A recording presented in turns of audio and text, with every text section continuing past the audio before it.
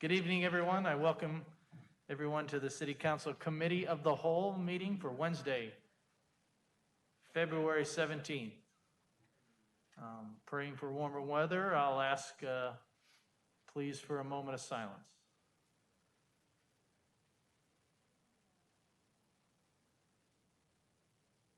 Thank you. And if there's scouts, are they over there? Are they coming in? Laura, are the scouts coming in? They can come in.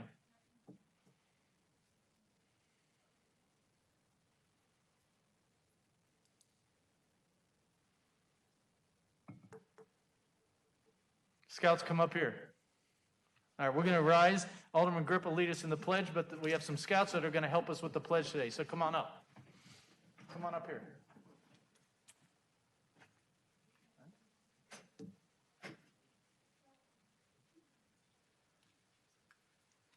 Okay, so you guys face this flag. Here it is. Okay. I pledge allegiance to the flag of the United States of America and to the republic for which it stands, one nation, under God, indivisible, with liberty and justice for all. Where are you guys from? Which troop? Troop 4 from Davenport? Troop 4 from Davenport? Where do you work at? Where do you meet at?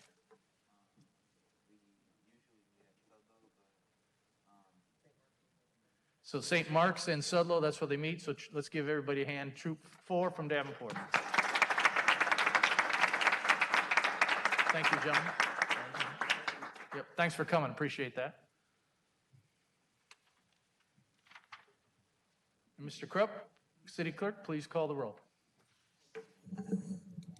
Dunn. Here. Dorman. Here. McGinnis. Here. Lee. Here. Grip. Here. Condon. Here. Peacock. Here. Dickman. Here. Jobson. Here. And Ambrose. Here. 10 present, Your Honor. Thank you, Brian. So good evening, everyone, again, as we begin the meeting of the City Council Committee of the Whole. Again, welcome everyone in attendance and anyone who's viewing on any mobile electronic device. Certainly, we welcome your comments and opinions. Please keep in mind that as you talk to the council, that you're sharing your thoughts with fellow Davenporters and everyone throughout the region. Happy you're participating in your city government. Ask that your participation please reflect the common desire we all share to make Davenport a great place for everyone. If you have an electronic device in here, like a phone, please put it on silent or turn it off so it simply just doesn't get in the way of someone talking. If you have a particular item on the agenda, please wait for that item, and then you're encouraged to talk about it during the standing committee. You also have an opportunity to talk to the council with public business, which happens towards the end. When you address the council, please come to the podium, address us as a body and not to any single member. You'll have 5 minutes. Please be respectful. We'll be respectful of you, and I thank you very much for coming. So, Ms. Spiegel, our city administrator, any update for us tonight? Nothing this evening, Your Honor. Very good. We have 3 public hearings under community development. Alderman Grip and Alderwoman Lee will lead the public hearing. Alderman Grip, please. All right. Thank you, Your Honor. We do have 3 community development public hearings this evening. Before we begin, I just want to reiterate that you'll have an opportunity to speak at the public hearing, and the City Council will not respond at that time.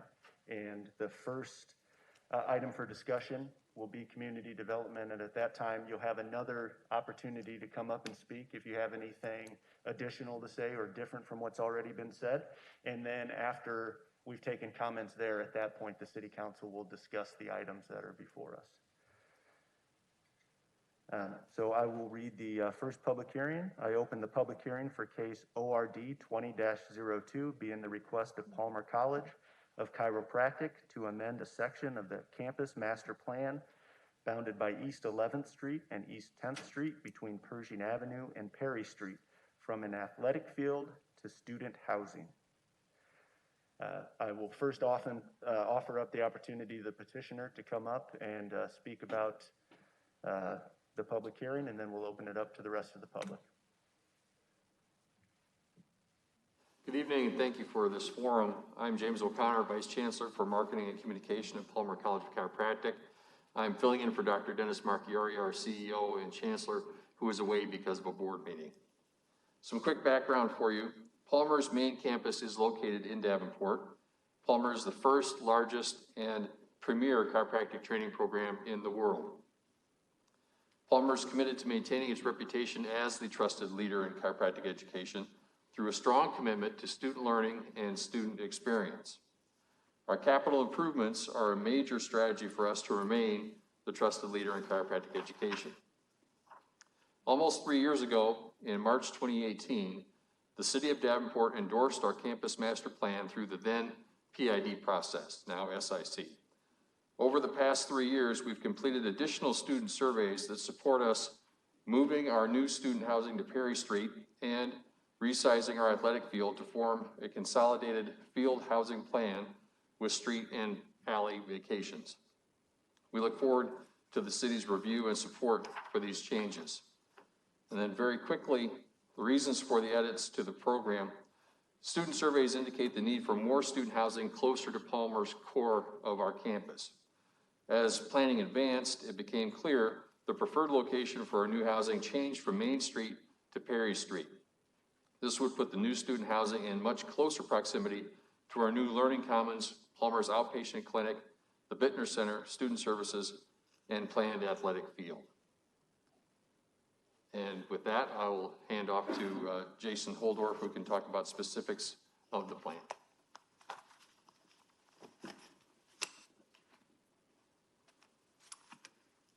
Good evening. In the interest of time, I'll try to keep this brief and such. I'm just going to go through a really quick kind of synopsis of some of the revisions to the SIC. We're going to talk about kind of the area affected by the major amendment, which is what James had already mentioned. Talk about the alleyway and the street vacations and the access of such. Summary of the requested changes.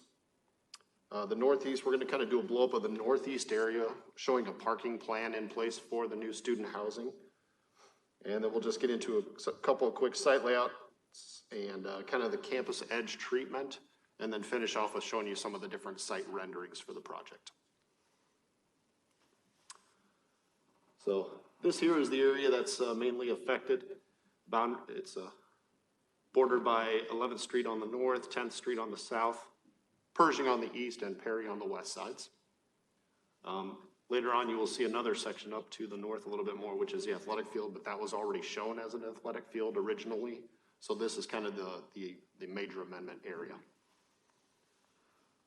In red there, you're seeing the different alley vacations and 11th Street in the middle that is being requested as part of the project. These were also mentioned earlier in the original PID, and then now this portion of the project is bringing these vacations forward. So that'll be a separate agenda item, but I figured in the interest of time, we'll just kind of cover it real quick now. The alleys in red on the north and the south are being vacated, and the area in blue is the area that is being offered as an ingress-egress access easements in replacement of those alleys to also provide access to the adjacent and adjoining neighbors. What you see here is an electrical line. This was tabled for P&Z for one cycle, so you'll see this next, I believe, for the first reading. But this is an electrical line that was along this alley. This is now being relocated up. On the next slide, you will see in yellow. There you go. That will be rerouted up north along Pershing to 12th, west across 12th, and then back down the ingress/egress/utility easement. On this slide, you're also starting to see the athletic field in green in the northeast corner, kind of the revision of 11th Street to a pedestrian corridor. And then in red, you are seeing the location of the new student housing facility. Just to the east of that, you're looking at a parking lot that will be supporting that as kind of the primary parking lot. From there, then south would be a secondary parking lot for the students, as well as to the west and the northwest there in blue. All of the blue areas would be parking for this to support the student housing facility. Originally this was shown as an athletic field, and now it's being a student housing, so that is the reasoning for the major amendment request. This is showing you the new, so this was the previous what it was shown in the original PID. And then this is what we are requesting to revise it to, which is causing the major amendment. The red is the student housing, the blue is the parking as I'd spoken of earlier. Just to the north there in orange is the revised 11th Street that will become a pedestrian corridor.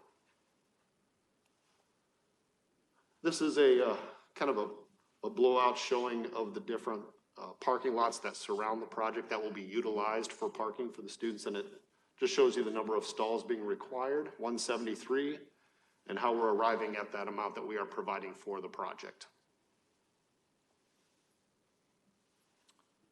This is where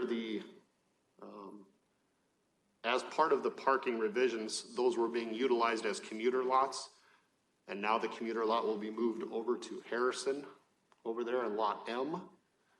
That lot is underutilized right now at this time, and so the commuter lot will be moved to that location, which will work out well because a lot of the students will be having classes in West Hall right along Main Street as well. This would be turned now north is to your left. This kind of gives you a little bit better of a rendering showing the student housing. Courtyard is opening up towards Perry Street on the west side. The athletic field up in the northeast corner along Pershing and 12th.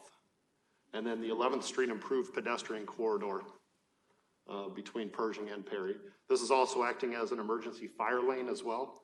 So we'll be maintaining and we have had conversations with the fire department as well. That's just kind of a blow-up area showing the different aesthetics of the 11th Street corridor. You know, we're going to be recognizing it with historic markers on both ends of Perry and Pershing, signifying the historic 11th Street corridor. This is kind of some of the edge treatment that we'd be looking at along the street with a decorative wall/fencing around the athletic field. Again, similar. One on your right, that would be a little bit further down on Pershing Street by the student housing where the elevation changes. We just kind of want to give you a little bit of an idea what that would look like as well. And finally, well, not finally, there's, I believe, one more image after this. But this would be the courtyard area that's opening up towards Perry Street. Just kind of gives you a little bit of an idea, and then the student housing building behind the proposed student housing. This would be looking from Perry and 11th Street right there at the corner, looking southeast towards the student housing facility, showing some of the historic marker of the 11th Street, as well as some of the pedestrian corridor improvements and combination fire lane. Give you a little bit of an idea of what that would look like. So with that, I believe, I was wrong. There's one more from 12th and Pershing. One more rendering looking back southwest towards the athletic field. This is kind of an idea what that would look like. With that, I will pause and you can let me know if there's any further questions. And we will be around tonight to answer any questions. We'll address any questions during the meeting portion. Thank you, sir. Is there anyone else from the public who wishes to comment on this public hearing?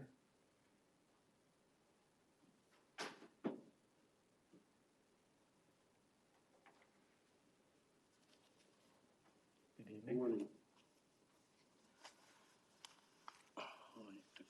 My name is Paul Schoenbeck. I own the buildings in front of Perry. I came in 1906. I've been here 14 years. I bought the buildings, one from Palmer and one from the city. We have approximately exactly 17 students right now. Once they take out Perry Street, I'm working with Palmer right now. We're trying to come up with some kind of alternative answer. But by them taking out Perry Street, they pretty much eliminated all my parking.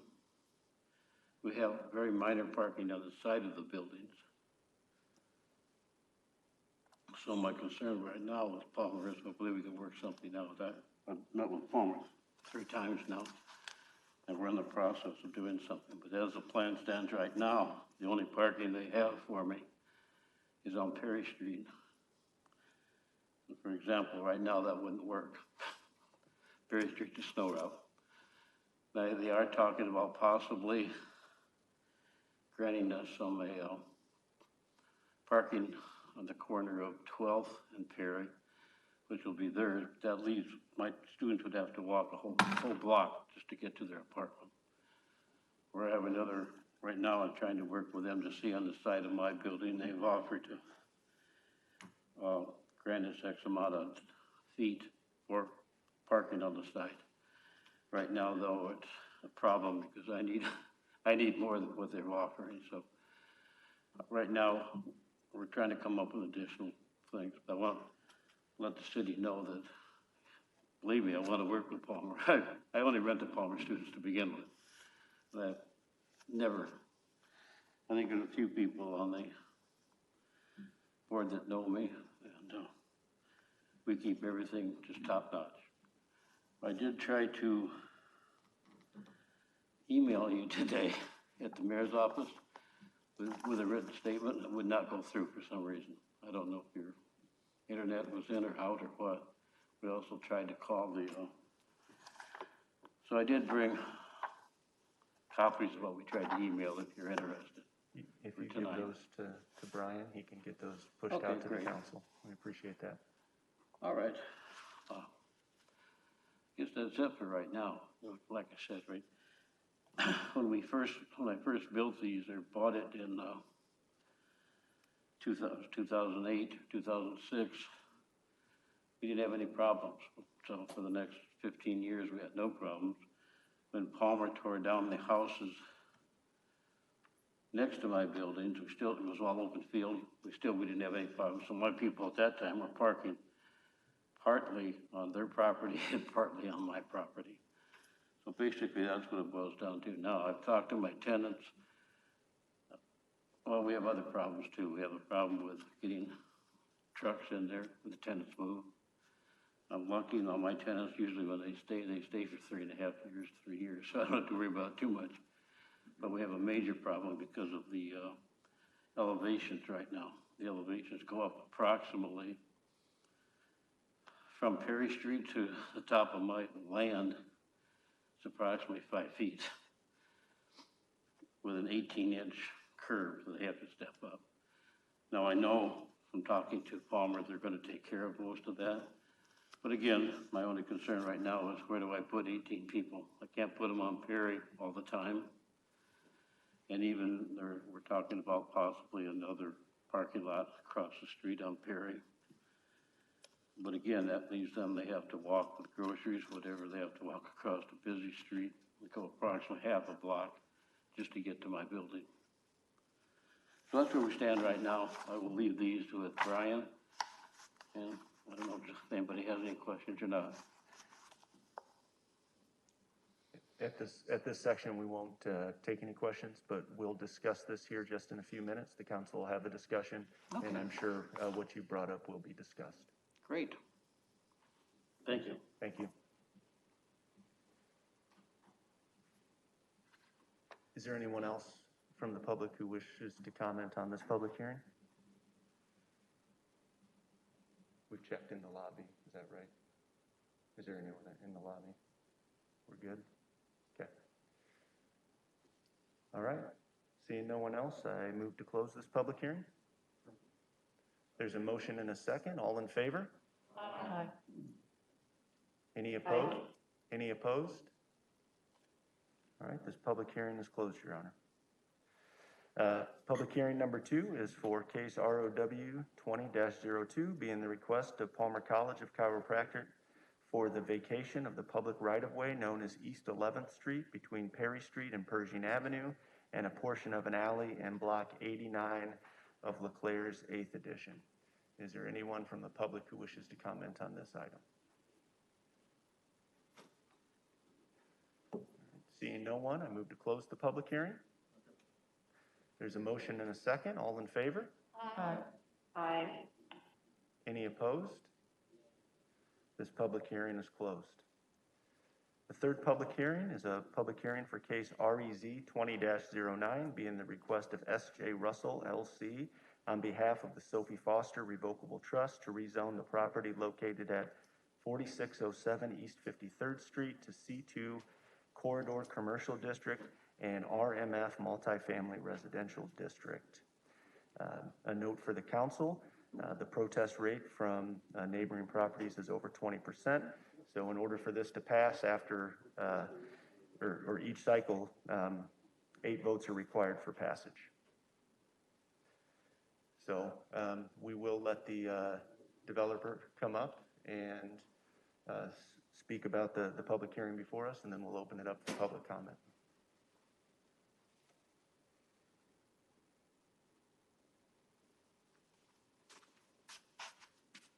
Were you able to get the concept? Good evening, Kevin Dolan with Dan Dolan Homes. That's good. What? Okay. Good evening, Kevin Dolan with Dan Dolan Homes, co-developer for this project. Hi, Caitlin Russell, co-developer for the project. Wanted to kick off once we get the drawing up. Russell will be developing the front half of the property, which is that commercial side, about 18 acres, and we're planning for anything that would fall in a C2 zoning. So ranging from retail, banks, restaurants, really want to expand what Russell has done on the other side of 53rd Street and really just bring up more amenities to that area of the town. So more focused on consumer products compared to across the street was more business focused. So that's our plan for the development. Really want to increase, the amenities. We'll have a walking path as part on 53rd Street as part of the development. But other than that, I want to turn it over to Kevin. So the colored portion of the map, starting with the blue, yellow, and green, represents the residential component of this development. It's a staged transition from intensity of commercial along 53rd. The blue represents a multifamily rental community townhome type product. Traveling south, the yellow represents townhomes built for owner occupants facing south on the public drive cul-de-sac. And then the green, abutting the existing housing, are single family, semi-detached, or 2 units with 1 common wall, which is a density that is currently allowed under the R4 zoning. And then lastly, of course, the existing housing, which is single family detached. So you have a transition in intensity from north to south. Now what you're seeing here is probably the 10th iteration of this concept, and it's the 3rd one that has been presented at the city level. This evolution has been informed by 2 neighborhood meetings, multiple meetings with city staff, and the elected officials, both for the ward and aldermen at large. The original concept included a connection to Hawk Drive to the east, and then Eastbury Estates Drive to the south. And what we received in the form of written protests and feedback from our neighborhood meetings, two main concerns. One was the connections to the existing streets would cause an unacceptable level of traffic. And the second was building height. The RMF zoning that we are requesting allows up to 70 feet tall. The topography of the site is such that there is a high point in the middle, meaning that any structures built in the middle of the site would be higher than the existing housing. And the thought of 70-foot tall structures on that site was very concerning, and rightfully so. So we have committed to no higher than 35 feet for all of the residential component, which conforms with the existing R4 zoning. The concerns for traffic we have addressed by removing all connections to the existing neighborhoods. In the second iteration that was presented, we had eliminated the entrance to Hawk Drive, and there was one to Eastbury Estates Drive that was at the request of staff. We have since worked with them to revise the concept and eliminate all connections to the existing neighborhoods. The third major concern that we received was that the transition in intensity was too abrupt. Because in the original concept, we had townhomes in the area that is now designated green for single-family semi-detached. And the concern was that we were going directly from single-family homes right into a higher intensity product and concerns about property value and aesthetics. And so in this iteration, we have committed to an ordinance overlay of single-family semi-detached, which is a product that is congruent with the existing zoning and a little bit lower intensity. So combined, the removal of all connections to the existing streets, the height restriction, and the reduction of intensity along the neighboring property lines, we feel represents a significant change to the concept and hopefully demonstrates our willingness to really work together, to collaborate with the community, to create a product that is both financially viable, but also enhances the community.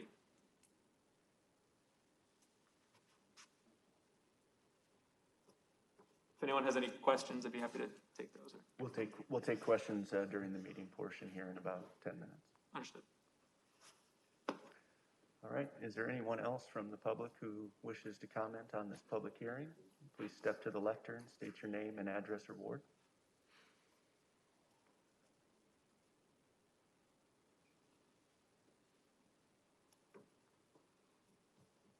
I'm Jimmy Clifford. I live at 4530 East 49th Court in Davenport. The developer has shown concept proposals that more than doubles the housing density with the adjoining neighborhoods. The latest concept does eliminate traffic between the existing and new housing and provides some landscaping barrier.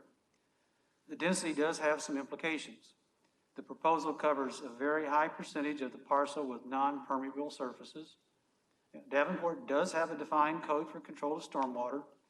Section 4.0 of the Davenport Stormwater Manual states, the City of Davenport encourages the use of low-impact development techniques wherever possible. LID practices use strategy to integrate green spaces, native plants, natural waterways, and wet areas, as well as other methods to reduce the amount of runoff from the developed land, end of quote. On page 16 are pictures of examples of a traditional subdivision plat and a low-impact development plat for the same number of housing units. The developer currently requests is to double the traditional density, which is contrary to the spirit of the goal of the Davenport Natural Resource Division of Public Works. I'm sure the developer will do necessary studies to design detention basins to meet code requirements. Then that will require adjustments to the plat, which could have economic impacts. The developer is proposing wet detention pond. I and other neighbors have expressed our preference for dry detention ponds. Any development of the property will increase vehicle and pedestrian traffic. Doubling the plant density and proposed changes to the commercial area will more than double the increase on 53rd Street over what's currently zoned. These developers have made promises to limit building sizes below and setbacks above the limits of RMF and C2 zoning regulations.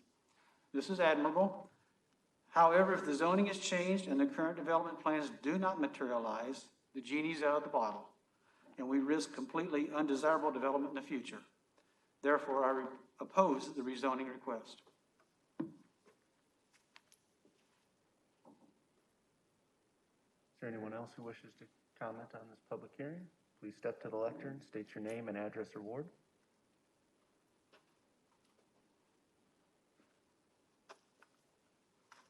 My name is Michael Ryan. I'm at 4646 East 49th Court. One of the things that I'm concerned about, this development is an example of what, I apologize for being nervous here, but I recognize that you guys have lots of stakeholders that you need to address their concerns. The property owner is a stakeholder. The developers are stakeholders, not as only business owners, but also as people of the Quad Cities, which is very admirable. The city as a whole, I know this would increase the tax base tremendously. You know, these are all good things, but the neighbors local neighbors are also a stakeholder as well. And while they talk about, you know, a gradual stepping up of the density or stepping down of the density as you go from north to south, if you go east to west, that's quadruple the density in virtually no space. If you go to the east, that is Bettendorf, where it's single-family detached. Same as if you go west, that's also single-family detached. I know we've got that little strip of proposed detached. But it's a dramatic increase in density, and it does not feel like this is like a planned type of development. This really kind of feels like this is taking advantage of what we've got. There's land there, so let's just, plop whatever we can. It doesn't seem like this is kind of a unified or a, well thought out, holistic plan for the development of the city. And that also goes in terms with the traffic. Now, I do appreciate that they've eliminated the outlets to the east, west, and south. That definitely helps control the traffic concerns that we have in those communities. But if you go out, if you're setting all of that density out 53rd, and you're just gonna plop a street light in there and say that, well, that's done. Again, that's not holistic traffic planning. That is, a patched up, patchwork taped up Band-Aid that you're putting on there. I know there is a consideration to do a traffic study after this gets passed in order to make sure that 53rd can handle it.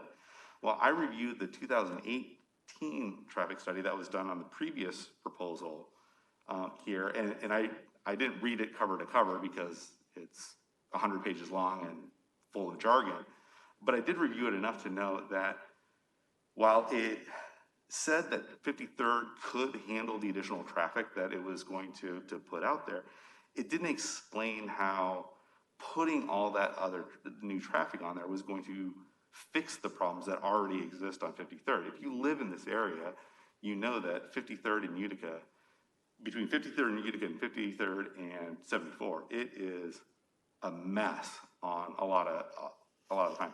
So I'm just concerned that this doesn't really represent a holistic urban planning sort of approach. And I mean, it's not necessarily that this is a bad plan or anything like that. It's representative of something that I feel that Davenport is not handling very well overall. Thank you.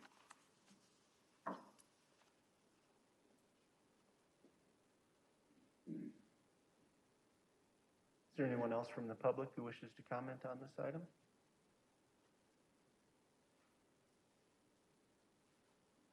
All right, seeing no one, the mayor has received some emailed comments, and I'll let him tell you why he is going to read those. So thank you. During the time of COVID, what we've done, what I've allowed, because we keep the public to 10 in here and let you rotate in as you've seen, we also let folks send in email concerns about an agenda item, and then I read them into the record so everybody hears them in case people can't come or they're, whatever. The COVID is still a concern, so I have a few, so this will be a bit. So, and some are long. So thank you for doing this and sending these. So public comments, summary. We oppose the proposed development and object to the City of Davenport zoning case REZ 20-09 for the property located at 4607 East 53rd Street as currently outlined in and provided to the City Council and the Planning and Zoning Commission's recommendations for approval dated 2/2/2021. The Dolan Concept E Overall Site Development Concept Drawing dated 1/29/21. We believe the use of this land for medium to high density housing in the middle of the 53rd Street commercial corridor is not consistent with the overall patterns of use. It is our opinion that the optimal land use for this parcel is to keep it purely commercial with access to 53rd Street and with no traffic outlets to Eastbury Estates Drive or any other neighborhood streets. Primary concern, traffic impact to the local neighborhoods. The proposal directly opens single-family residential neighborhoods to a mixed-use commercial development. Additionally, the proposal directly opens the 53rd Street commercial corridor to the current single-family residential neighborhood, specifically the connection of Eastbury Estates Drive to 53rd Street via Lakeview Parkway. This is especially troubling given the conditions that prohibit other street connection to the detriment of Eastbury Estates Drive. The proximity of the proposed mixed-use development and other additional impacts, such as increased traffic, will negatively impact the property values and character of the current residential neighborhood with a commensurate adverse impact to the use and enjoyment of our property. New considerations from neighborhood meeting on 1/16/2021. We want to acknowledge the willingness of the developers to engage with affected property owners and the facilitation efforts by Alderman Jobson. The following updates and considerations are provided and are based in part on information from the neighborhood meeting of 1/16/2021 held at the Birchwood Learning Center. Number one, traffic impacts, Dolan Concept F, overall site development concept drawing EX6 dated 2/12/21 addresses our concerns regarding traffic impact to the neighborhood. Point two, buffer zones. The proposed stepwise approach of single-family semi-detached villas, owner-occupied townhouses, and then multifamily rental homes is a positive change. The developers should further consider efforts to maximize the buffer zones via physical distance, landscaping, fences, and a pyramid approach to building heights for the commercial properties so that the tallest buildings are in the center. Point three, other issues, hydrology runoff concerns, retention pond design, impacts to schools, and the expansion of the commercial use from office park to a broader array of commercial uses should be reviewed and formally addressed either as part of the final Dolan concept proposal or as covered by existing permitting and zoning processes, example, traffic studies, water runoff controls, noise abatement, etc. Point four, single-family semi-detached and townhomes. The petitioner has provided a concept plan showing townhomes on the southern portion with the intention of selling as owner-occupied. While we appreciate good intentions, we would offer any potential zoning change approval make this a condition of the approval. Furthermore, we would require a restriction to the deeds prohibiting these properties from ever being converted into rental units of any kind for any duration, and that any proposed changes to deeds pursuant to this stipulation require a supermajority of the affected landowners to agree. Thank you for the opportunity to provide input to this process. Wally and Dawn Beck. Next one, to the City Council. We moved to the corner of Eastbury Estates and East 48th Place in the summer of 2018 in the hopes of raising our family in a quiet and safe neighborhood in close proximity to great schools. We now have a 3-month-old daughter and are enjoying the neighborhood and the community we live in. We strongly object to case number REZ 20-09, 4607 East 53rd Street. We understand and agree that this land should be developed at some point, but we must object to a few particulars. First, we empathetically object to the north-south public street connecting Lakeview Parkway to Eastbury Estates. Eastbury Estates is already used by many to walk to Paul Norton Elementary School. We believe connecting Eastbury Estates to both 53rd Street and a high-density townhome development is reckless, considering the proximity to the school. We are concerned about our daughter walking to school safely or even playing in the yard in light of the increased traffic resulting from this new development. If anyone from the new 175-plus townhome residential development wants to head south, they will be traveling south down Eastbury Estates. There will also be some traffic directed south down Eastbury Estates from any citizens visiting the new commercial area. Northbound traffic will increase as well from residents of the existing neighborhood looking to get to 53rd Street or to the new commercial area. Second, we object to the construction of high-density townhomes and/or duplexes as part of this development. It is not congruent with the character of the existing neighborhood and will further exacerbate the traffic concerns mentioned above. If these two concerns were mitigated, we would support the city's plan to develop this land. Thank you for your service to our community, Adam and Grace Lundy. Next one. This email is in regard to rezoning REZ 20-09. I have lived at 4803 East 49th since 1998. We had built a new home by Millage Construction at this property. During the process of building, we inquired what the in-question property was zoned and if they expect to develop anytime in the near future. The property was and is today zoned for single-family residence with the exception of the further northern piece being commercial. The reason home developers like Millage Construction have not been able to develop these single-family homes is that Sophie Foster has overpriced the property. In 1998, she was asking $50,000 an acre.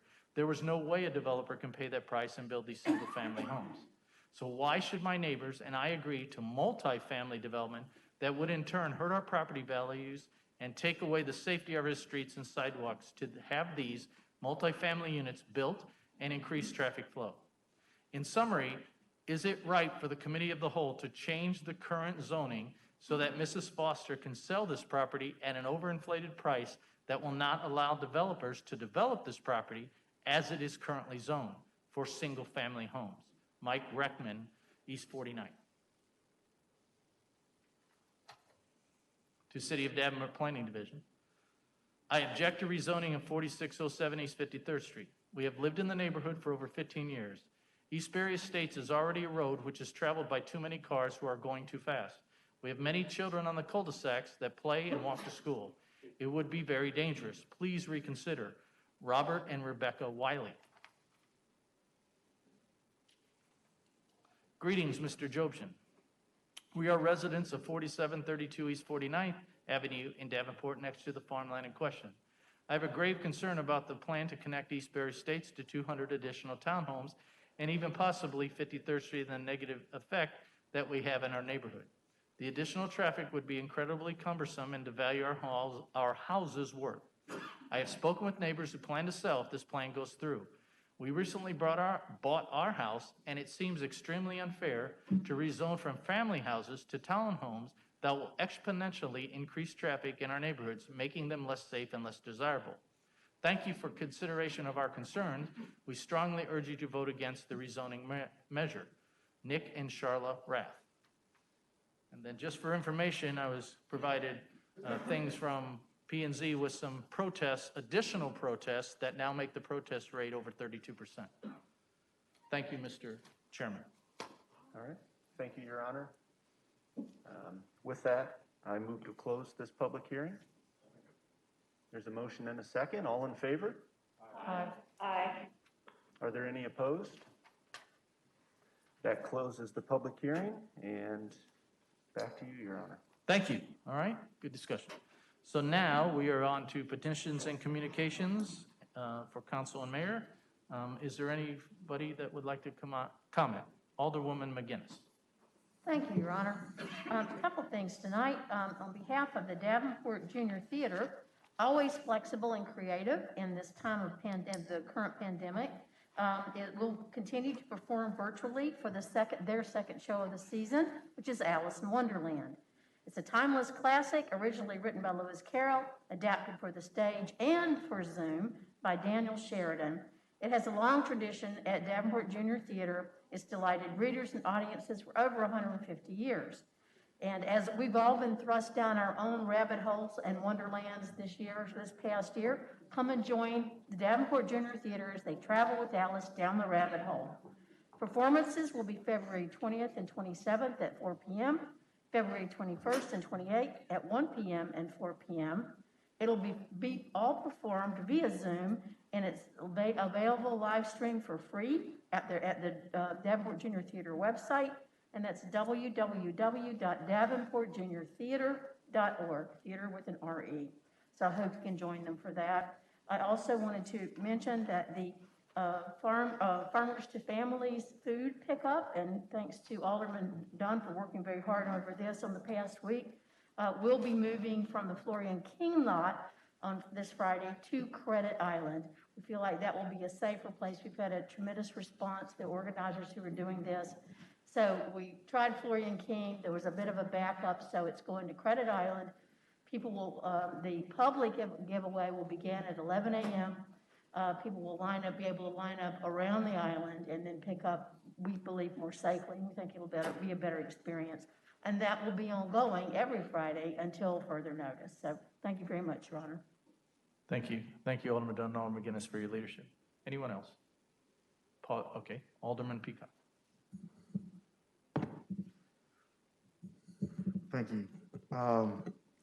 As usual, when it's time of this, I call it a snow crisis, Public Works always step up to the plate, and at this time, I always tell Nicole, thank you for their hard work in Public Works, but those calls always keep coming. I always ask that Public Works continue to do their best job and when it comes to snow removal, because those calls keep coming. First of all, thank you, and I hope you guys stay vigilant when it comes to snow removal and just salting those roads. But I have a brief statement to make, and please ask the council for its indulgence. It is my deepest regrets that I will resign at the end of April due to some personal reasons. My only regret is that I did get a chance to represent my ward and this great city of Davenport to the end of my term. Along this great journey, I have met some wonderful people. I have been challenged. I have been pushed. I have been inspired by so many. To those individuals, I say thank you.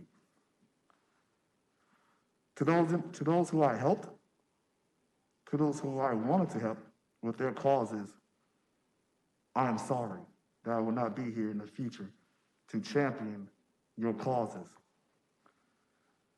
I will resign my seat knowing that I stay true to my values and my belief. Thank you. Thank you, Alderman Pecan. Anyone else? Pausing. Okay. Now we'll move on to items of discussion. There are 4 areas that we discuss: community development, public safety, public works, and finance. The first area is community development. Alderman Grip and Alderwoman Lee will lead the discussion. Alderman Grip, please. All right, thank you, Your Honor. 6 items on community development this evening. Item number 1 is a second consideration ordinance for case REZ 20-08, being the request of MCC Iowa LLC on behalf of MM Development LLC to rezone 5000 Grand Avenue from RMF Multifamily Residential District to I-1 Light Industrial District to allow for construction of a communications building to house and operate electronics and fiber optic cables. Is there anyone from the public who wishes to comment on this item? Anyone from the council? This item will move on. Item number 2 is a first consideration ordinance for case ORD 20-02, being the request of Palmer College of Chiropractic to amend a section of the campus master plan bounded by East 11th Street and East 10th Street between Pershing Avenue and Perry Street from an athletic field to student housing. Is there anyone from the public here to comment on this item? Anyone from the council? And do we want to bring the petitioner in case the council has any questions from the presentation they gave?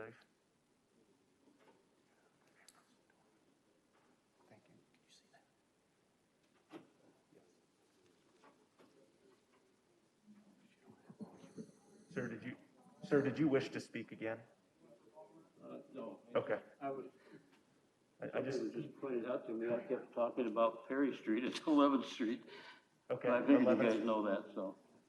Was there anything else, or any questions or anything for me? There might be. I'm Oh, glad we're you're in supposed to here. hang around then? Yep, we'll start to have a discussion oh, if there's any questions okay. for the petitioner. Thank you. Yeah, thank you. All right, we will start with Alderman Ambrose.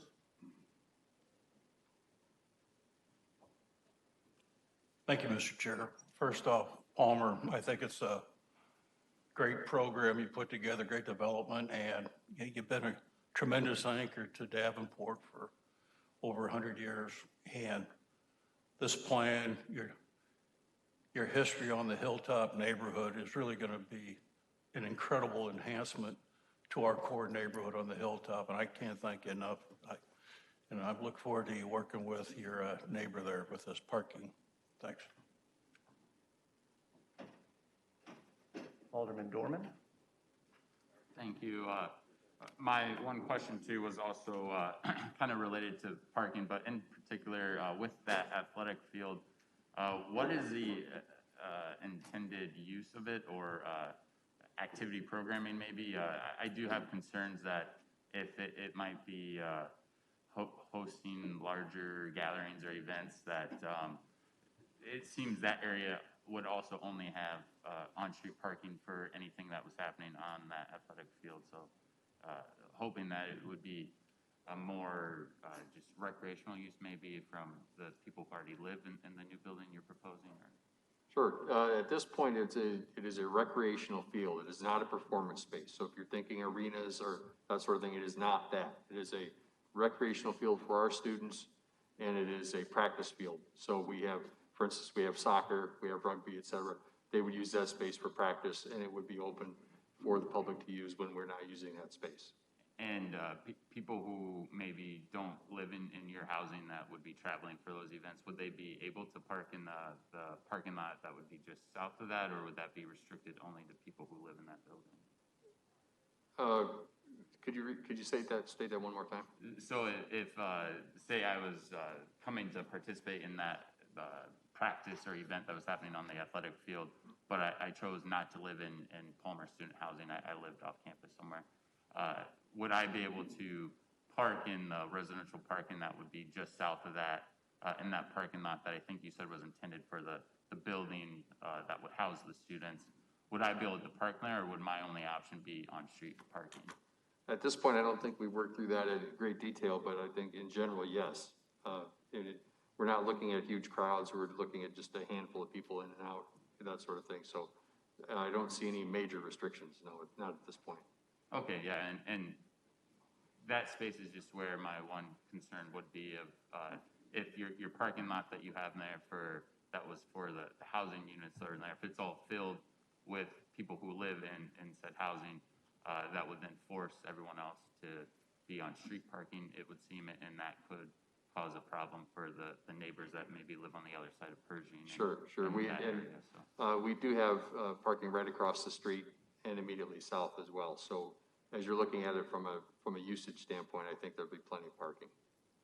Okay. And also, depending on the time of day, typically those practices take place in the afternoon, and our students who don't live in the area have left the campus at that point, so there's plenty of parking. Okay, that helps ease my concern, so thank you. Alderman Condon? I'm sorry, sir, I got a follow-up question on that. Sir, I have a follow-up question. I apologize, I didn't address you by your name. Thank you for the investment in our community. I'm excited for it. It's a big investment, and it's a beautiful aesthetic that you're bringing to it. I just was following up on that question about parking. When somebody goes to Palmer or enrolls, do you encourage them to have a car, discourage them to have a car? How do you guys allocate your parking and balance that with your spaces available? It's a graduate program, and we are not an undergraduate program with dormitories, that sort of thing. Yeah. So it's parking is catch as catch can.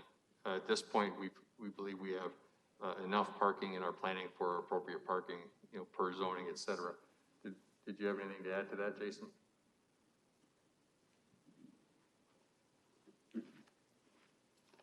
You bet. Yeah, as far as parking, we have gone through kind of as part of the SIC, kind of taking a look at the overall parking. Palmer did do a couple different studies in February and September of 2020 as well. So we did have we did an actual on demand of a typical day in September. February wasn't, because it was kind of about the COVID time, I guess, and such. But yeah, we did go through, and then we analyzed, we had counts of all the different lots, what that was being utilized during the day and such. And then we took in the demand of the additional student housing into account. And yes, there is sufficient parking, but also as part of the PID process, we did allocate some additional locations for future parking in case those demands do change and such. And in fact, it would be right across the west side of Perry Street. We do show that in the original PID as an expansion of parking if so needed and such, which would be right in the proximity of that athletic field. Okay. It'd be just west of Perry, and it would be north of the former 11th Street there. I know individuals in your field have a lot of expertise on parking and different metrics and such that you use. And I guess my only feedback would be that as you guys hopefully continue to grow and invest in your campus, that you have a mind that being in the central city, sometimes we have to look at parking a little bit more creatively. Sure. And hopefully we can meet your momentum and make the community more walkable. And perhaps we don't have to have such critical mass of parking lots. Yeah, Thank you. absolutely. You bet. Thank you. Alderwoman McGinnis? Thank you, and if I could ask you to stay up, that would be fantastic. I had talked to the gentleman who had the property there along 11th Street, the existing 11th Street, and I know that you were offering the access in off 12th Street, but of course, then it coming out then takes space where there's parking right now. So are you able to look at, since it's not a sort of a regulation size field, I don't think, for any specific sport, but in sort of an exercise field, is it possible that the access that you're providing off 12th Street could be wider and perhaps appropriately to the side of that property so that there might be, it doesn't look on the plan like it would be much maneuverability around the property that right now is in front of a street but will no longer be in front of a street. So is it possible to expand that a little bit and give then some access back? I know we're looking at several different options. I'll let Jason talk about specifics. Okay, all right, thank you.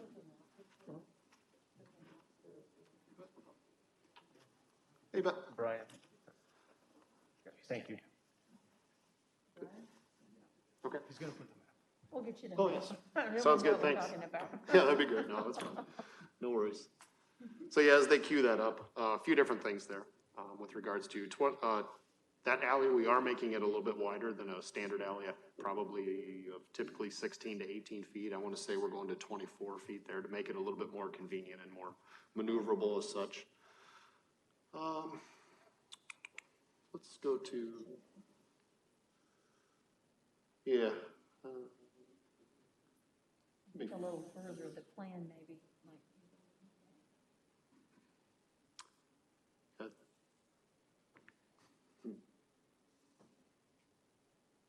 Oh, one more.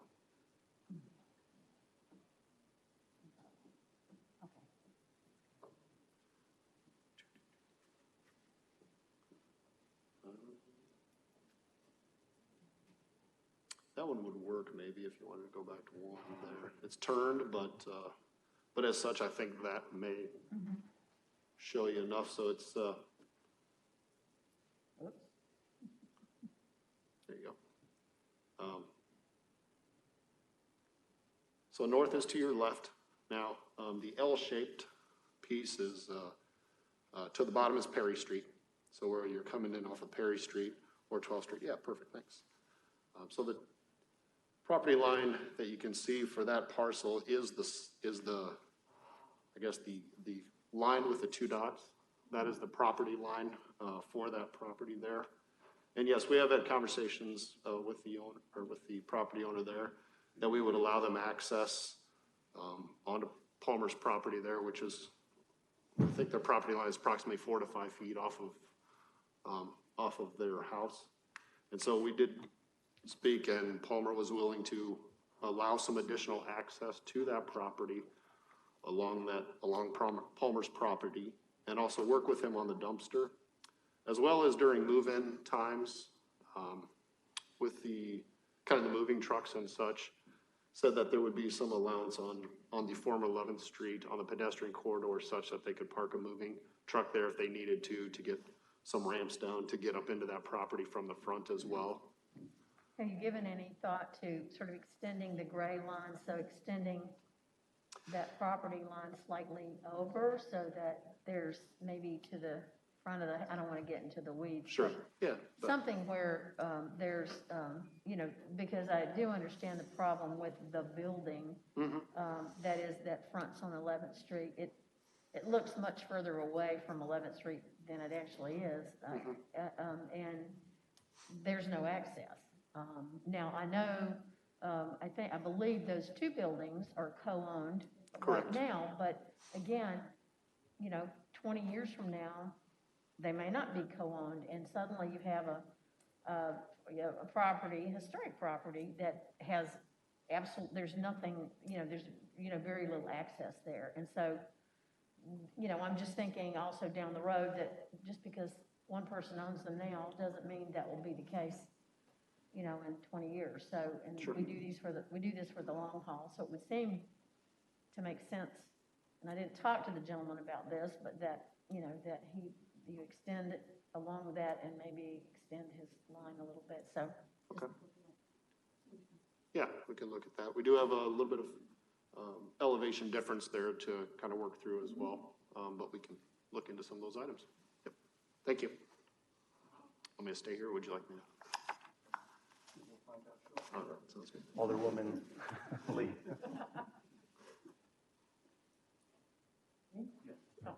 Thank you.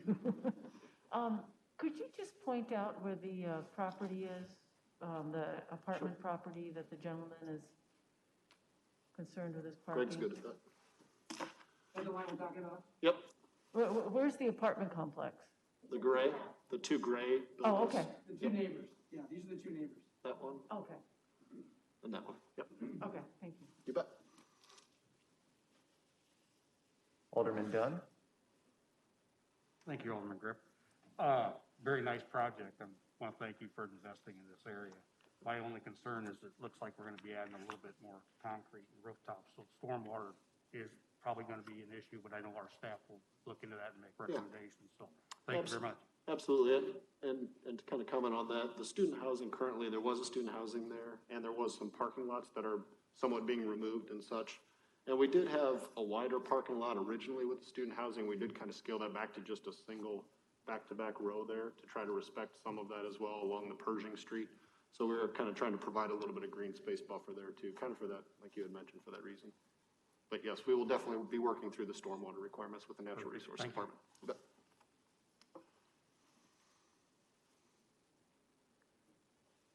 All right, I see no one else on council. I don't have any questions for you, just a few comments. Sure. So the one concern we've heard is that we've got an issue for a neighbor with parking that he's currently working through with Palmer. It's always best if two private landowners can work that out amongst each other and the city doesn't have to get involved.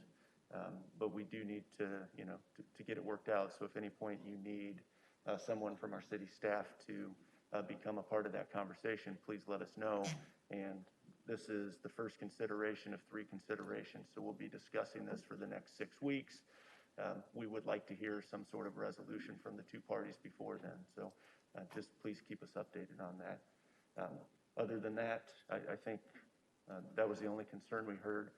I will say, I do want to echo some of my colleagues and thank Palmer for the reinvestment in their campus. So there's several things that the Quad Cities are known nationally for, and being the fountainhead of chiropractic is one of them.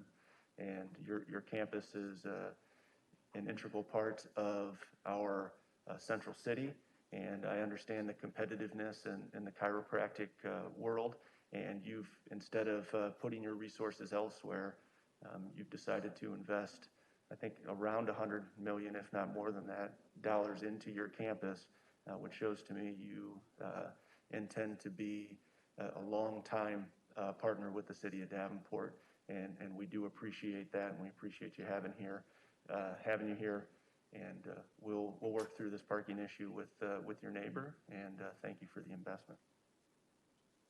Yeah, Mayor Mattson. Thank you, Mr. Chair. I just want to say thanks also. Echo what Alderman Grip and some of my colleagues have said. Thank you for investing. I've been teaching at Central for many years now and watched the development personally across the street. So the aesthetics and the way to work. We could partner on Main Street would be my next challenge to you, the street. But I really appreciate your investment and your work and your trying to make the neighborhood better. So thank you.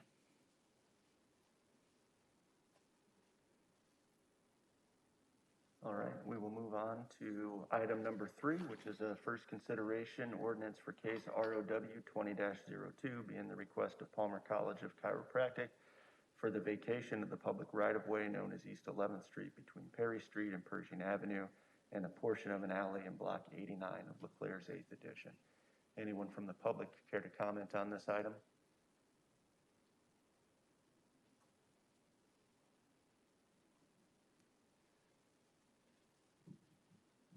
step to the, yep, That's my concern. name and address reward. I'm sorry, what? Name and address reward, please. Gary Shabeck. Question is 208 East 11th. That's what we're questioning. Tell you what, or my home address. I'm sorry, Carl. Yep, so I think we hear your concern on the. Yeah, you already heard it, right? Yep, on the property, and so, I guess my recommendation was for you to continue to negotiate. I heard that, right. With Palmer, unless you need, the city to step in and Okay. help out I with get that. confused when you have these two different things. I always, to me, Yeah. it's all one, and you guys have them down as separate, so, Yep. okay, thank you. Yeah, so there will be a third one added the next cycle too, so. Thank you. All right, Alderwoman McGinnis. Yes, I wanted to, Laura, if you could come up and talk about this, just to let everybody know, this is part of the historic brick streets in Davenport, and it was under the historic brick street ordinance. And I think there's a pretty good plan. If you could talk about that a little bit, the retention of part of it and the changing. So if you could. Yep, sure. So back in 2017, the Historic Preservation Commission gave their recommendation to remove this street from 11th through from Perry to Pershing with the conditions that are already in place in the current rezoning for the SIC. And that is to do a pedestrian walkway between Pershing and Perry in the near vicinity of 11th Street using the historic pavers as part of that. So the plan that Palmer has shown today does integrate that in a pretty creative way while still making it accessible for emergency vehicles to service the student housing. I think it will look really, really nice, and I think it gets at the spirit of those conditions on that original rezoning. Thank you. Thank you, Laura. And I want to just echo that. That's fine. Thank you. I really, this is a creative solution, and I think it works very well. It sort of,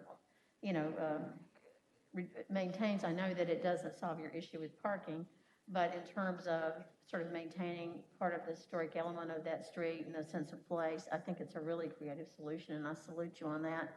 I also wanted to say, just in terms of the project, that and some of us had a chance to see this. I'm not sure all the aldermen did, but it's very difficult with COVID. But there's a tremendous amount of work going on inside the buildings as well.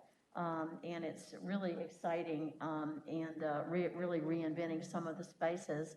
I'm sure at some point you'll be able to invite the public to see what you've done when we can all open up again. But so it's not just what's happening here, but a tremendous amount of things happening inside the buildings that are there already. And so I really thank you for that as well. So thank you very much.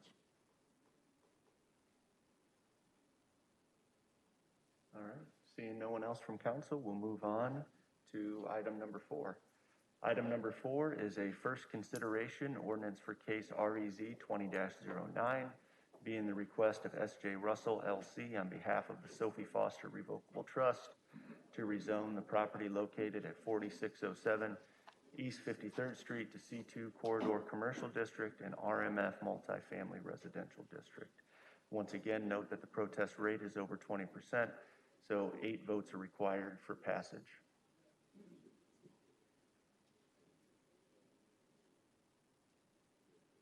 Is there anyone from the public who wishes to comment on this item? You guys are shuffling back into the room, so we'll wait for you all.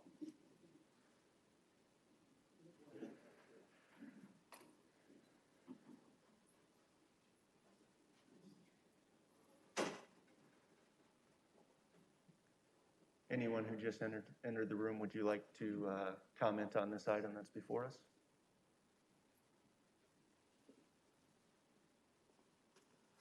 Kevin Dolan, once again with the development team.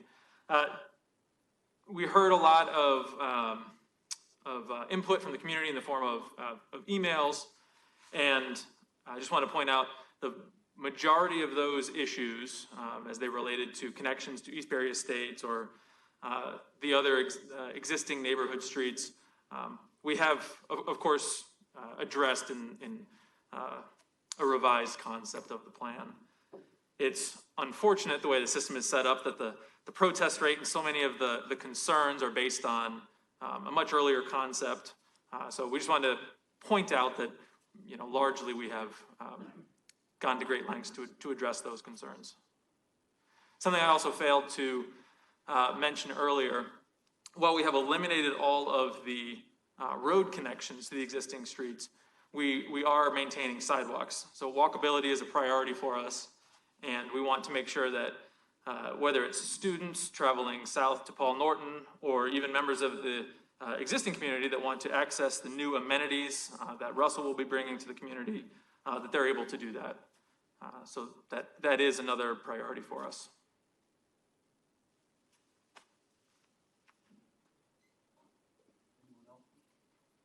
Anyone else from the public wish to comment on this item?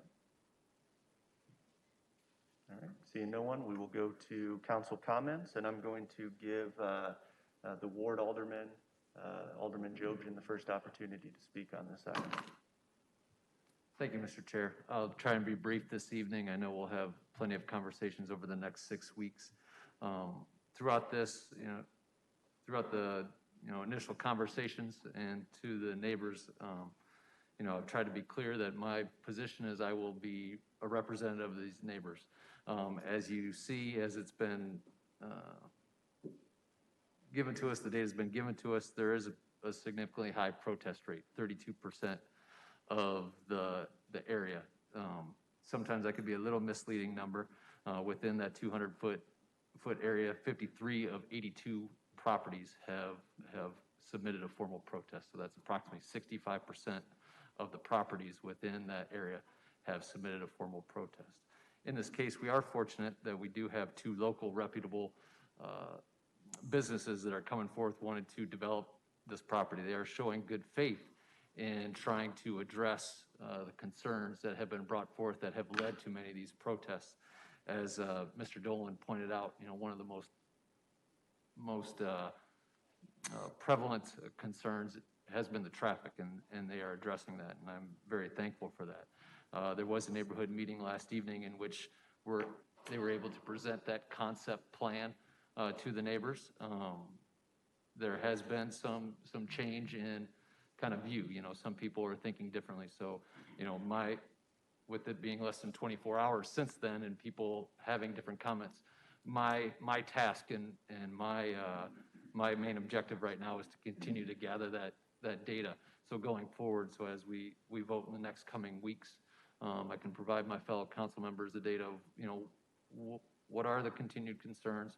What is the sentiment of the neighbors?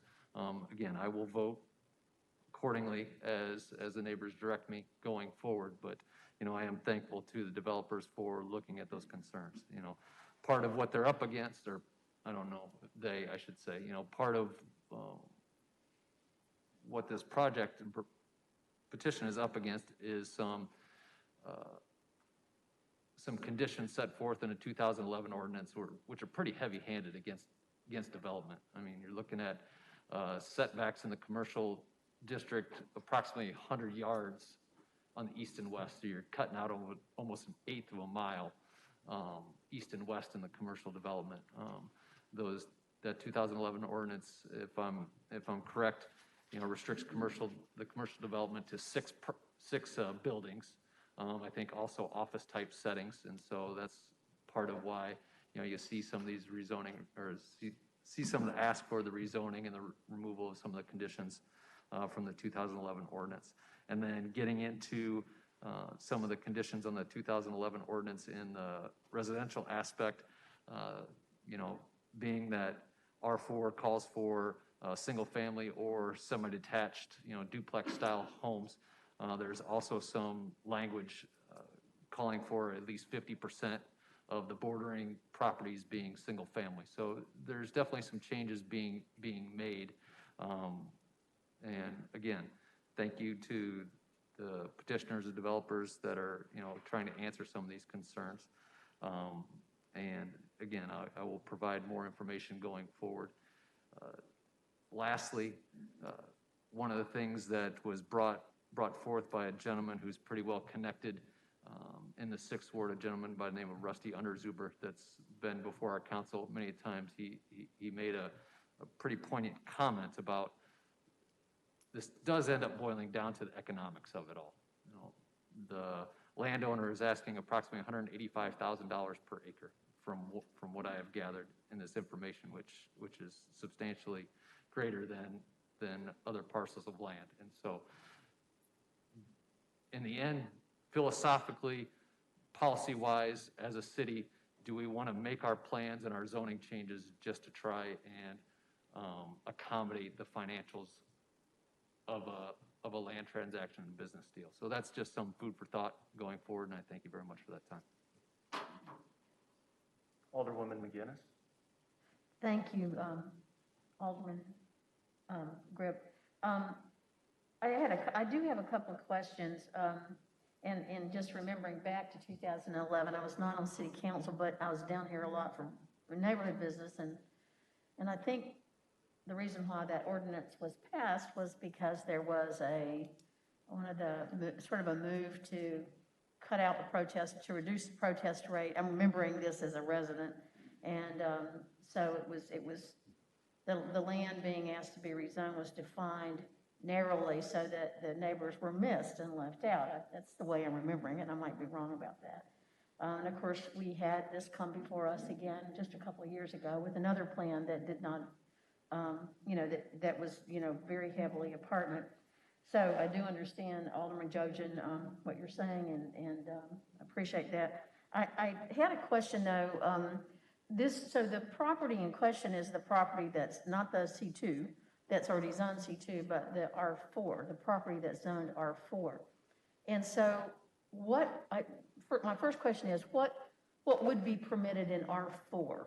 If in other words, if the developer said, yep, we're gonna take the zoning as it is, if you could let us know heights and what could be put there. And then I have another question.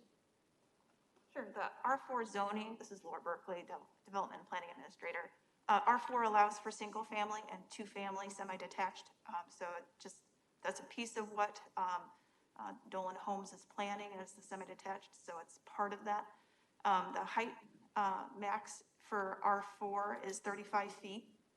And there's a couple other uses that would be allowed in R4 that are supplemental to residential, such as churches and parks and community centers and things like that. So I'm a little bit confused then. So why would they be requesting, what are they doing that would make them request multifamily? So I looked it over, but it didn't make sense. Townhomes wouldn't be allowed in the R4. So the townhomes and the multifamily rental complex that's planned. This is the one to the sort of the north side of the property, correct? The north side of the residential piece. Okay. That component, townhomes are not permitted in the R4 district. And it looks like to me that a great deal of what's proposed is still not, when I think single-family home, I think single-family home, not attached single-family home. I don't know what's the difference in that and a duplex, really. So it didn't look like the map we were presented today really was even at the 50%. That seemed to be what was one of the conditions of P&Z. Right. And that's part of why they're asking for that rezoning. So they want to do the townhomes at a higher density level, and really it is a duplex. That's what a single family semi-detached is. So it's one building over 2 lots with a common wall. So there really are what we think there of. would not be There's single not family. one in this whole proposal? Yeah. As it currently stands, multifamily does not allow a single family detached home. Okay. All right, thank you. Thank you very much.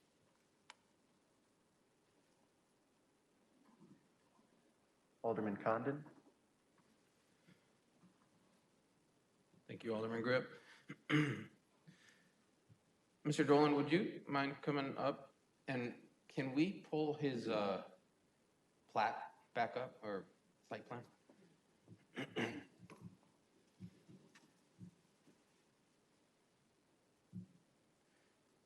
Even in the real estate marketplace, people use townhome, villa, condo, so interchangeably. I was wondering if you could, for the benefit of some that may not have had, you walk them through it.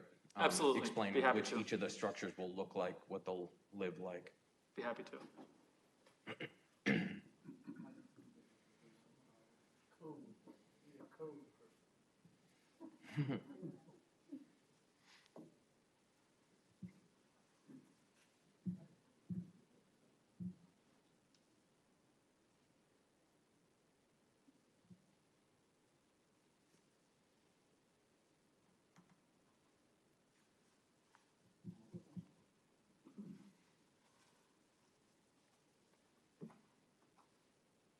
I can try to speak out of order here. I usually do most days anyways. It's great to see some stuff back on the zoning agenda. It's great that our local economy is doing well and our Davenport city is financially strong. There we go, now I don't have to ramble. So could you walk us from the green up? Absolutely. So I talked earlier a little bit about the transition that we're trying to achieve in intensity. So what's in the white space beyond our concept is, of course, single-family homes. But starting from the south, the green, labeled as single-family semi-detached, we'll call it duplex for simplicity. As a concession, the duplexes are currently allowed under R4. We had proposed townhomes, so instead of two structures or two homes straddling a lot line, maybe it would be 3, 4, 5, 6. So we had originally proposed a higher density abutting the residences. However, as a concession, we have agreed to conform to the current zoning where it meets the neighbors. So the green represents duplex-style structures. We intend to build these for sale to owner occupants, and they're served by a public street. And in today's marketplace, a duplex goes for approximately how much? So each of these homes, each side, we anticipate being somewhere near $300,000 would be the price point that we're targeting, which is just maybe slightly below the average sale price of the existing neighborhoods. Heading north, the yellow portion are townhomes. So the structure, the house would look substantially similar. However, instead of 2, now we would be allowed to go 3, 4, 5, 6. Again, built for owner occupants at a price point very similar to the duplex structures.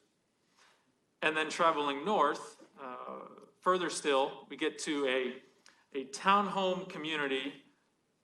These units will be architecturally distinct from the built for sale. We contemplate them as smaller units, but these are townhomes. So think a row of houses with an attached garage. Very likely 2-story is what we're contemplating, and built for rent at a price point somewhere around $1,700 a month. What we found, and this will be our 4th development of this kind in the Quad Cities, there's a strong demand for this product from relatively affluent members of the community that are transient in nature due to their taking a position on the Rock Island Arsenal or something with John Deere.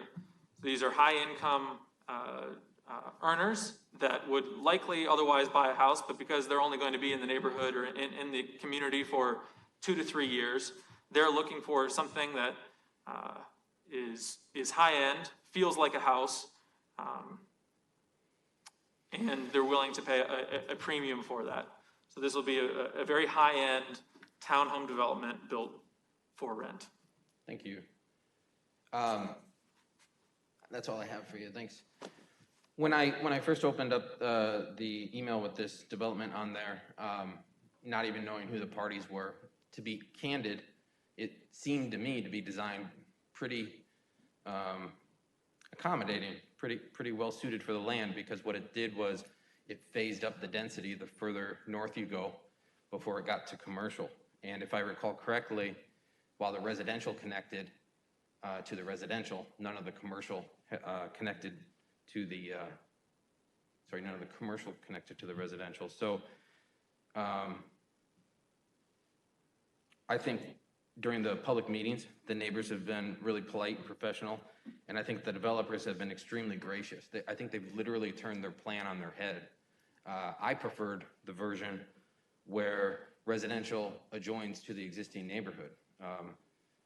In planning a city and thinking things through, oftentimes the duplexes would be occupied by perhaps older folks, and some of the denser units would be occupied by younger folks. And, you know, just why would we want them to have to drive through a commercial parking lot to access their neighborhood? Wouldn't it be better if we all intermingled on the streets there? I appreciate that the developers have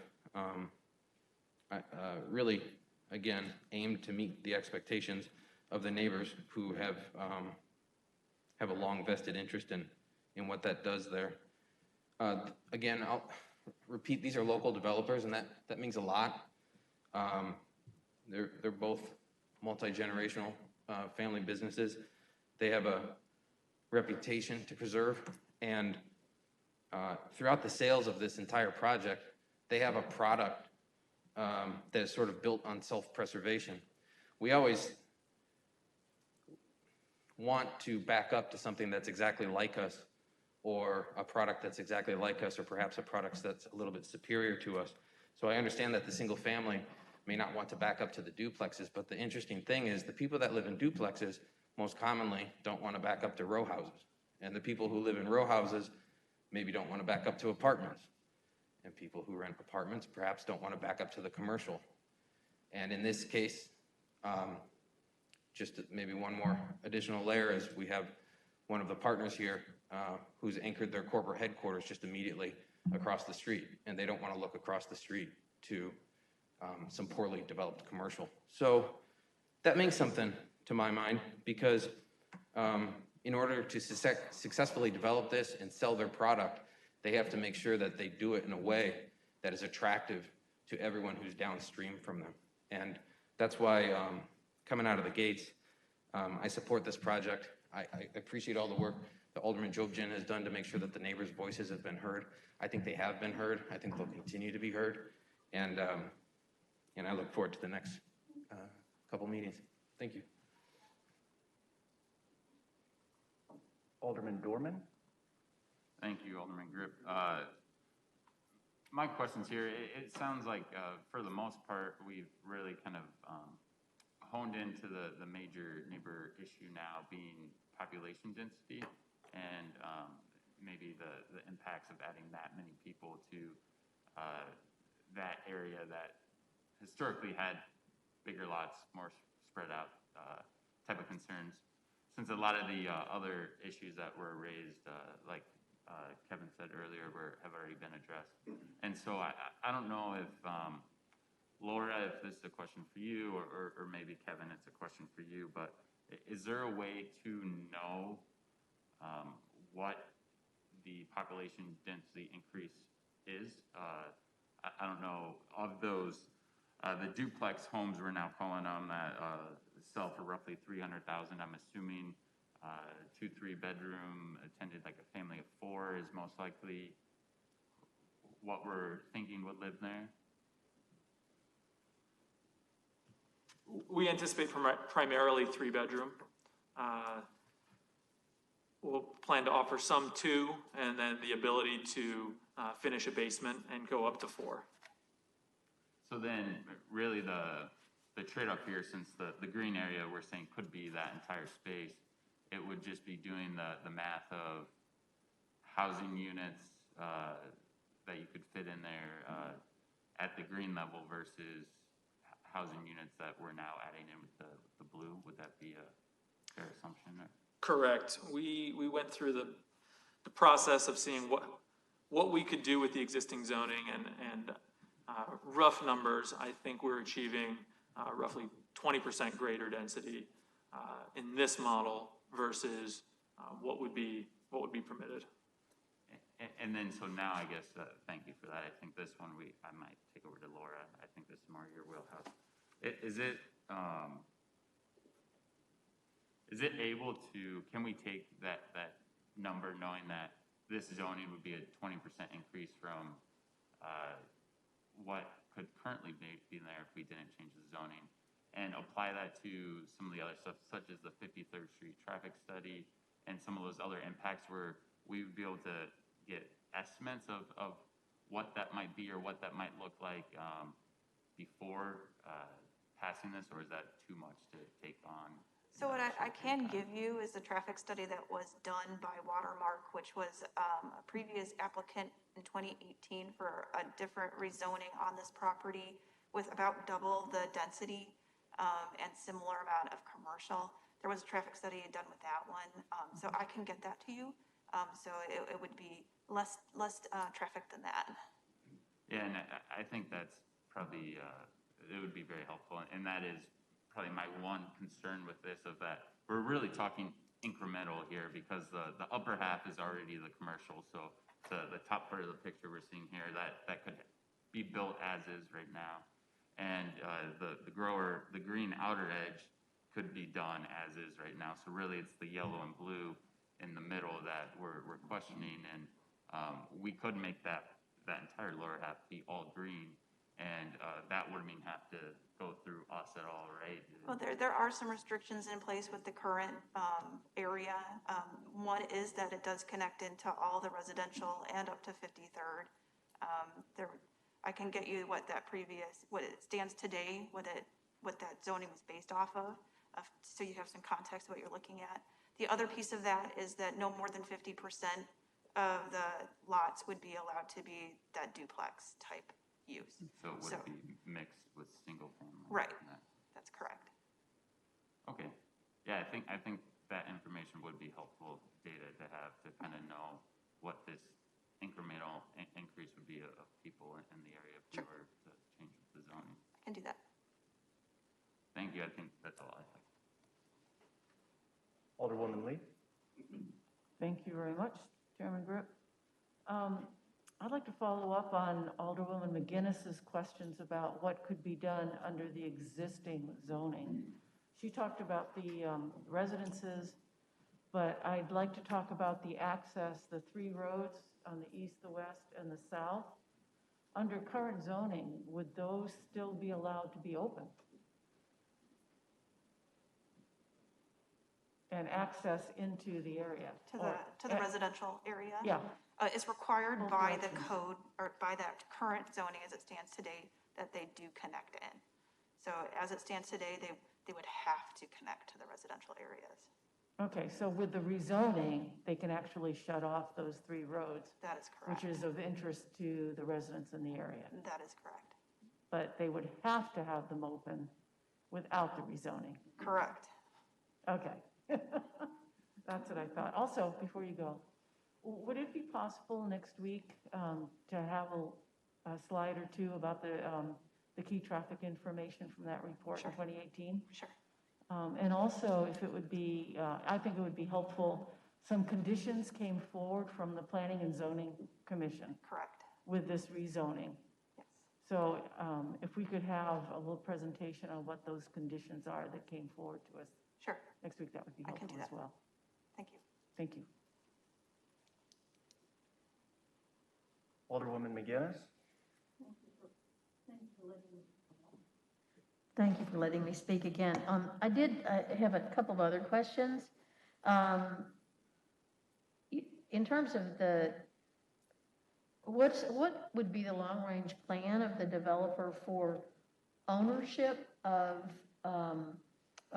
what would be the process for selling the semi-detached single-family home, or the attached single-family homes, I guess they are. And what would be the plan for ownership of the townhouses? The yellow, I'm taking it as also rental, or is it No, ma'am, condo, those are, or what is the yellow? so the yellow and green, are both contemplated as built for sale to owner occupants. And you would be selling those? Yes, ma'am. Okay. Decision has not yet been made exactly what that structure is, whether it's a condominium association or if it's sold as zero lot line homes with a homeowners association. Right. However, in any case, there will be an association. The land will be restricted by covenant, and the association will be responsible for maintaining the yards, the outlots with the detention areas, and that type of thing. How about the apartment, the townhouses, the rental? Sure. What's the plan for ownership of What's that? the area shown in blue, the townhomes that we're building as a community for rent, we intend to develop and then lease and maintain ownership of. Thank you. Alderman Dunn. Thank you. For next week, can we maybe get a rendering of what you're gonna build in each section, of what exactly kind of they look like? So everybody knows that this is what this is gonna look like here, here, here. Would that be possible?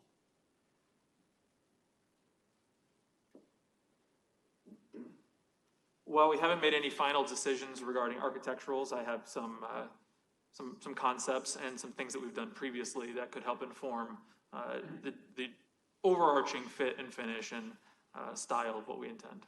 That would be great.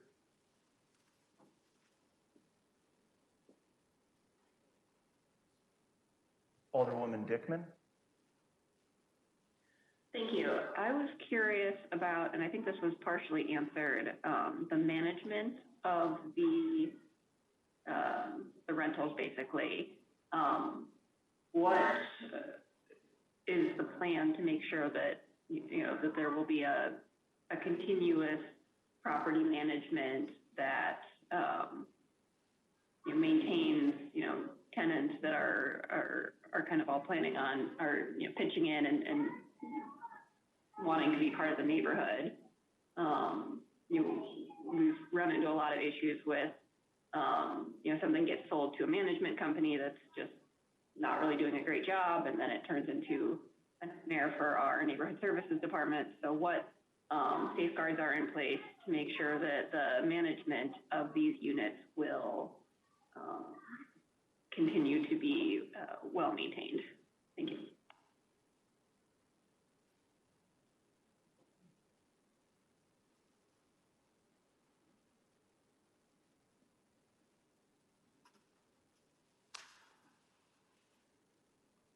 I would say that our incentives to preserve our brand, as it was pointed out by Alderman Condon, it's a multi-generational real estate company based out of the Quad Cities. So we have every intention to make this a Class A community and to maintain it as such for perpetuity. But as far as ordinances or other mechanisms that the city could impose, I can't speak to. Thank you. And yeah, I don't know if staff has anything to comment on that. That's just a concern that I know I would have if this was moving in next to me. I do generally support the idea. I think that we do need more affordable housing, especially close to commercial. But I want to make sure that we're setting a great example of affordable housing that is still very high quality and desirable. So thank you.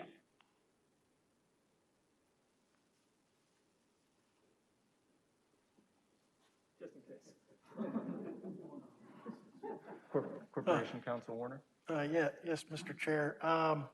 Since Alderwoman Dickman asked, one of the things we like to see is on-site management. I don't know if they've given any thought to whether they're going to have an on-site management. So it's hard to see, but right here we have a structure designated as office. So we do intend to have an on-site manager present.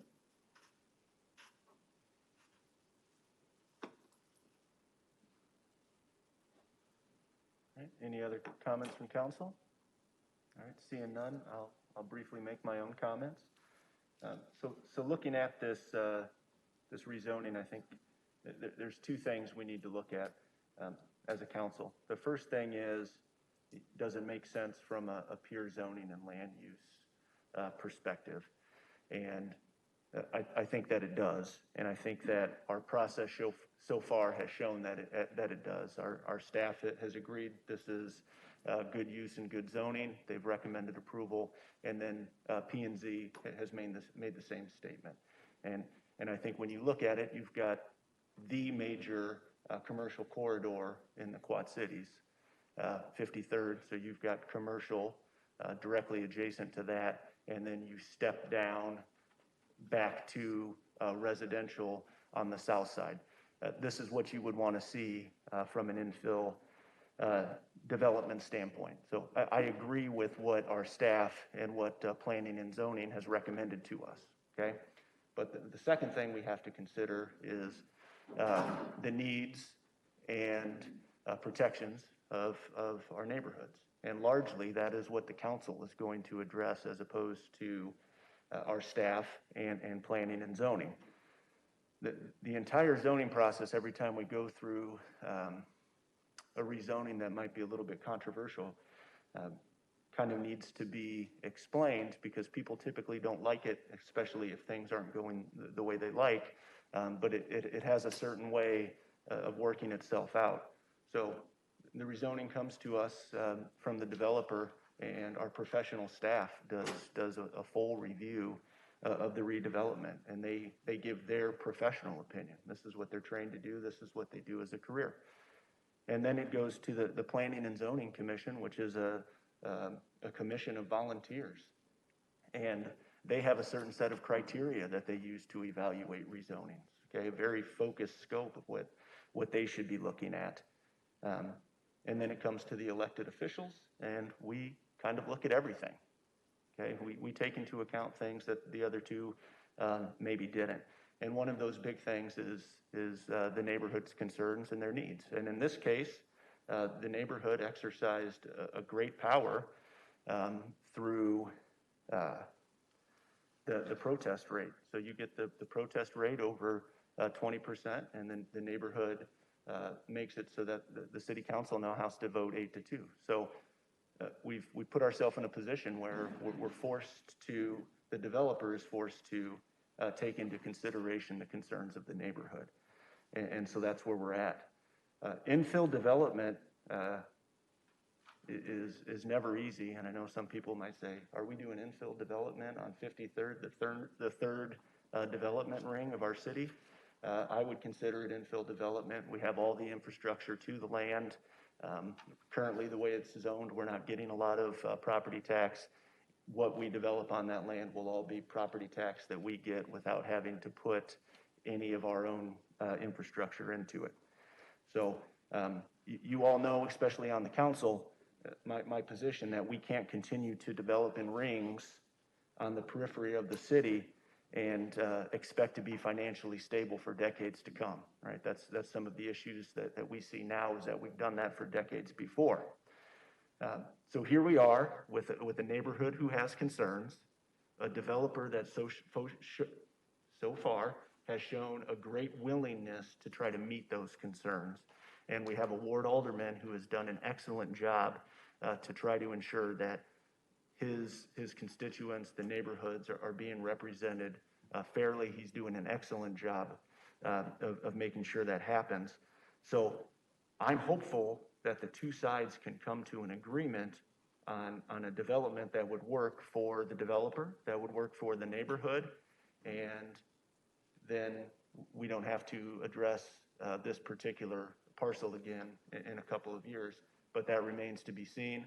Alderman Jobson, I appreciate your efforts on this. As much support as you want from Alderman Condon and I will be there to support you, but I know you're doing an excellent job going through this. So over the next, 5 to 6 weeks, any support you need, please let us know. Mayor Mattson. Thank you, Mr. Chair. So I think everybody knows I've been on the council for quite a long time, and with a couple of my colleagues here. And we have been through Alderman Grip said, huge amount of rezoning and developments, and I've watched some where neighbors are here, developers are here, and there's no compromise, none. We're gonna stick our grounds out and see what you do, and you guys up here vote and have a nice day. And sometimes it goes one way, sometimes it goes another. Quite frankly, I've seen both.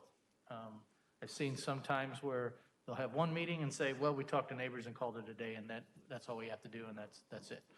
I've seen others, many different ways. What I see with this one is a little different, and this has history. Because some of us who have been sitting up here have seen Sophie Foster name and area come up here a lot. And sometimes it's been, nope, heck no, we're not doing it. For whatever reason, people decided to do that.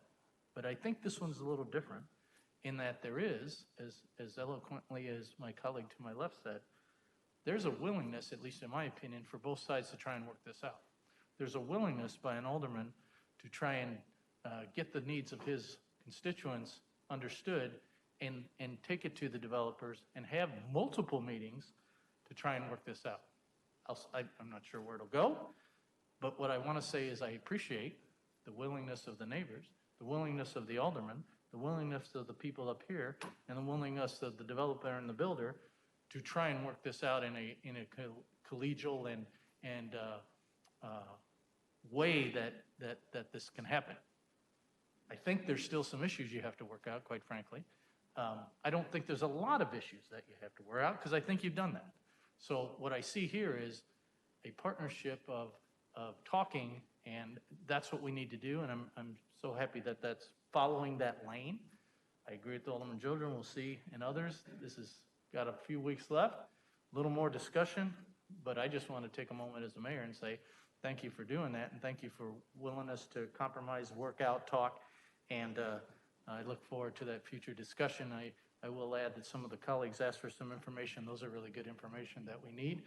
The one thing that I thank you, Mr. Dolan, for having an on-site manager. I agree with Ms. Dickman and some of the others, people who have been up here. We have seen other things happen, and then you guys, other people, other developers that are not from here, go away. And in a few years, people are up here complaining about what the heck happened. Thanks for being in the city. Russell, thanks for being in the city. And thanks for putting someone here to be responsible for it if this works out. So I just want to take a moment and say thanks for everybody up here and trying to work this out. Thank you for allowing me to speak. Alderman Dorman. Thanks, Alderman Grip. Sorry, your comments just spurred a quick thought of mine that I thought I'd ask Tom Warner about more of a technical process type question. If the developer and the neighbors were really able to come to a great solution that everyone loved, is the protest rate locked in as what it is, or are people able to retract that and say, oh, I now agree with this new concept and plan and I no longer protest? Unfortunately, under state law, it gets locked in at the conclusion of the public hearing, so. And then so there's not even like a straw poll, I guess, afterwards No, where we'd be able to. but if I could, usually what happens is, well, more often than not, what happens is as long as the developer is making progress with the neighbors, even though it's 8-2, aldermen who may be against it, vote for it on the first consideration, second consideration. So that process continues of discussion. And if they reach an agreement, that would be reflected in conditions that everyone would agree to. The council would amend the rezoning ordinance by adding those conditions. Thanks, Tom. That really helps. All right, we'll keep that on the discussion item and move on to discussion agenda and move on to item number 5, which is a resolution approving case F20-14, being the request of Musel Tract LC for a final plat of Hugo First Edition for a 1-lot subdivision on 1.67 acres, more or less, located directly north of 2815 North Clark Street. Is there anyone from the public here to comment on this item? Anyone from the council? Seeing no one, this item will move on. Item number 6 is a resolution approving the 2021 Urban Revitalization Tax Exemption Projects. Is there anyone from the public who wishes to comment on these items? Anyone from the council? This item will move on. Alderwoman Lee, would you please set our agenda this evening? Thank you, Chair Grip. I would like a moment of clarification from you before I set the agenda. You asked for some follow-up on item 2. Does that mean you would like to keep it on the discussion agenda, or? I think for this reading, we can do consent, and then we'll hear an update on the first, in the committee of the whole of the second cycle. So that works. Okay, I understand, thank you.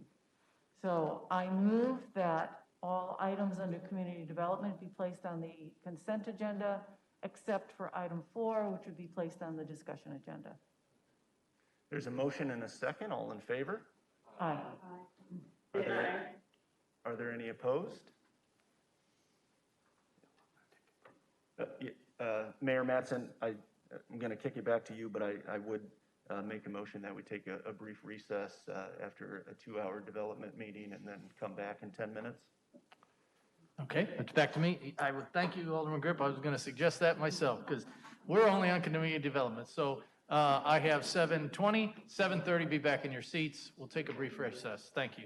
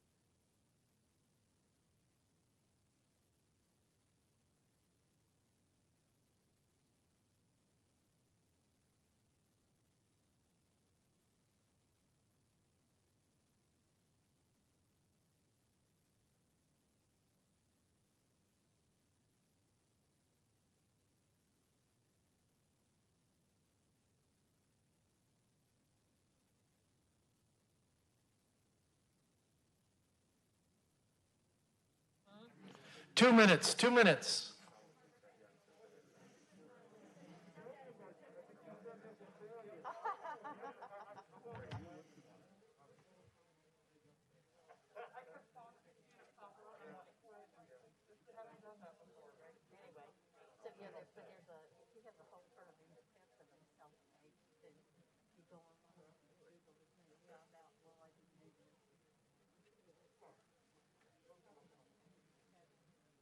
Freaking, does Dunn's brother ever call you? Dunn's brother. He calls me every fucking day. What'd you say? Dunn's brother. I told Rick, I said, does your brother talk to you? He goes, I don't talk to him. He calls me every day. He just called me now. Rick's brother? Yes. Why? No. Why is he calling you? He worked for the city forever. And he just, they did a really good job. Okay, thanks. Hey, we got to do this. After a while, he called me at 10 last night. I've told Rick, he goes, don't answer. I don't. I know his number now. But I just saw a number, and I'm like, he called me again. It's like, what are you doing? Dunn's like, I don't answer it. I always promise I call people back, but I've called him back 100 times.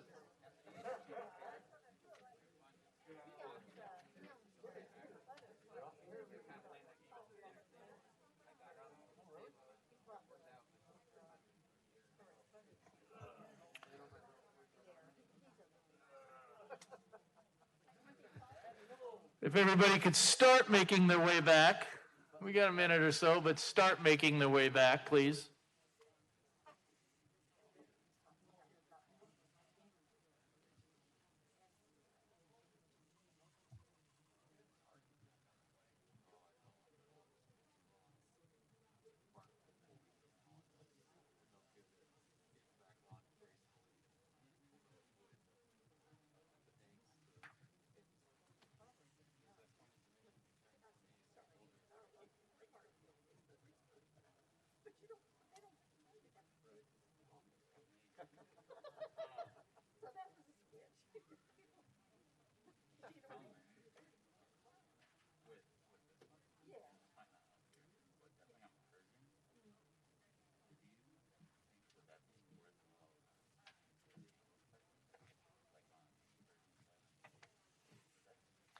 I say make your way back and I walk away.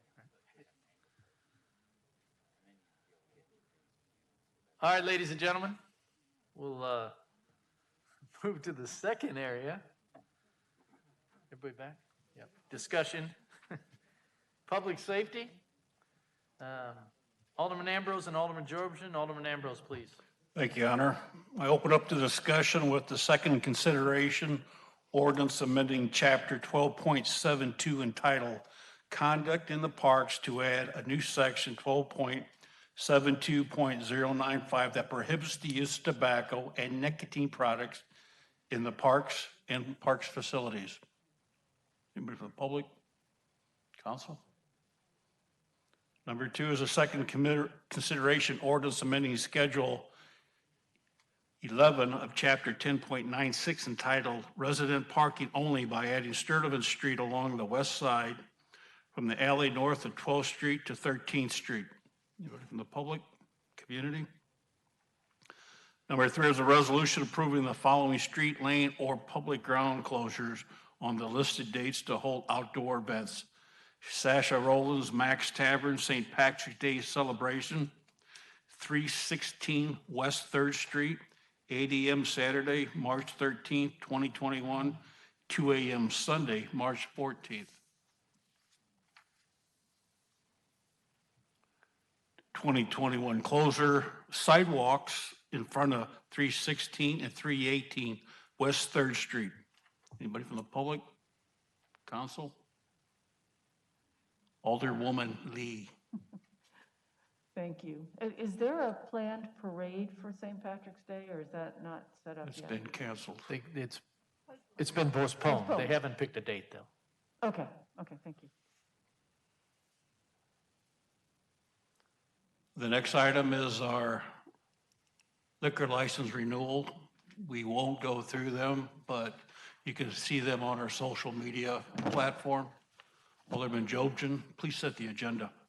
All right, I don't know if I need to declare this now, but next week I will abstain from the item on number 4 for the Assumption High School April nights, as I'm a member of the Assumption Foundation, and I consider that a conflict. Otherwise, I move to place all items on the consent agenda. All in favor? Aye. Aye.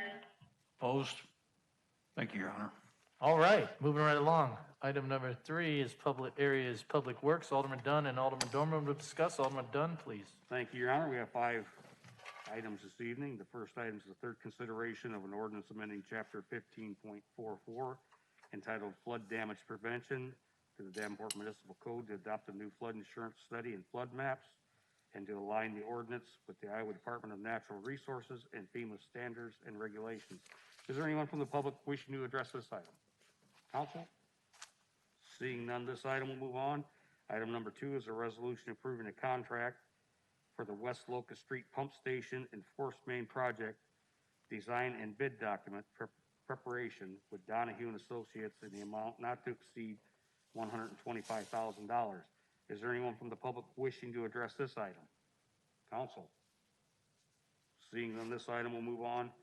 Item number 3 is a resolution of acceptance of the second and Marquette Sewer Improvement Project completed by Miller Trucking and Excavating with a final cost of $1,195,822.69. Is there anyone from the public wishing to address this item? Council? Seeing none, this item will move on. Item number 4 is a resolution accepting work completed under the main library air handler replacement Phase 2 project. The total contract for Hometown Plumbing and Heating of Davenport, Iowa was $532,752.20. Is there anyone from the public wishing to address this item? Council? Seeing none, this item will move on. And item number 5 is motion approving for farming land lease agreements for 5 years each, 2021 through 2025. Is there anyone from the public wishing to address this item? Council? Seeing none, this item will move on. And Alderman Dorman, would you set the agenda, please? I move to place all items on the consent agenda. Second. We have a motion and a second. All in favor, say aye. Aye. Any opposed, Aye. same sign. Oh, sorry. Any opposed, same sign. And that concludes Public Works for this evening, Your Honor. All right, thank you. Alderman Grip, I have to pay attention, y'all. So our last area is finance. We'll see how Alderman Condon does. Alderman Condon and Alderman Peacock will discuss. Alderman Condon. Thank you, Your Honor. We have 4 items on finance this evening. Item number 1 is a resolution setting a public hearing on the fiscal year 2022 operating budget, fiscal 2022 capital improvement budget, and fiscal year 2022, fiscal year 20 through 27 capital improvement program for March 17th, 2021 at 5:30 in the council chambers at City Hall. Anyone from the public wishing to address that item? Council? That item will move on. Item number 2 is a resolution of agreement and support for River Action's application for a state and/or federal grant related to the construction of First Bridge, a recreation trail bridge over River Drive to River Heritage Park. Is there anyone from the public wishing to address this item?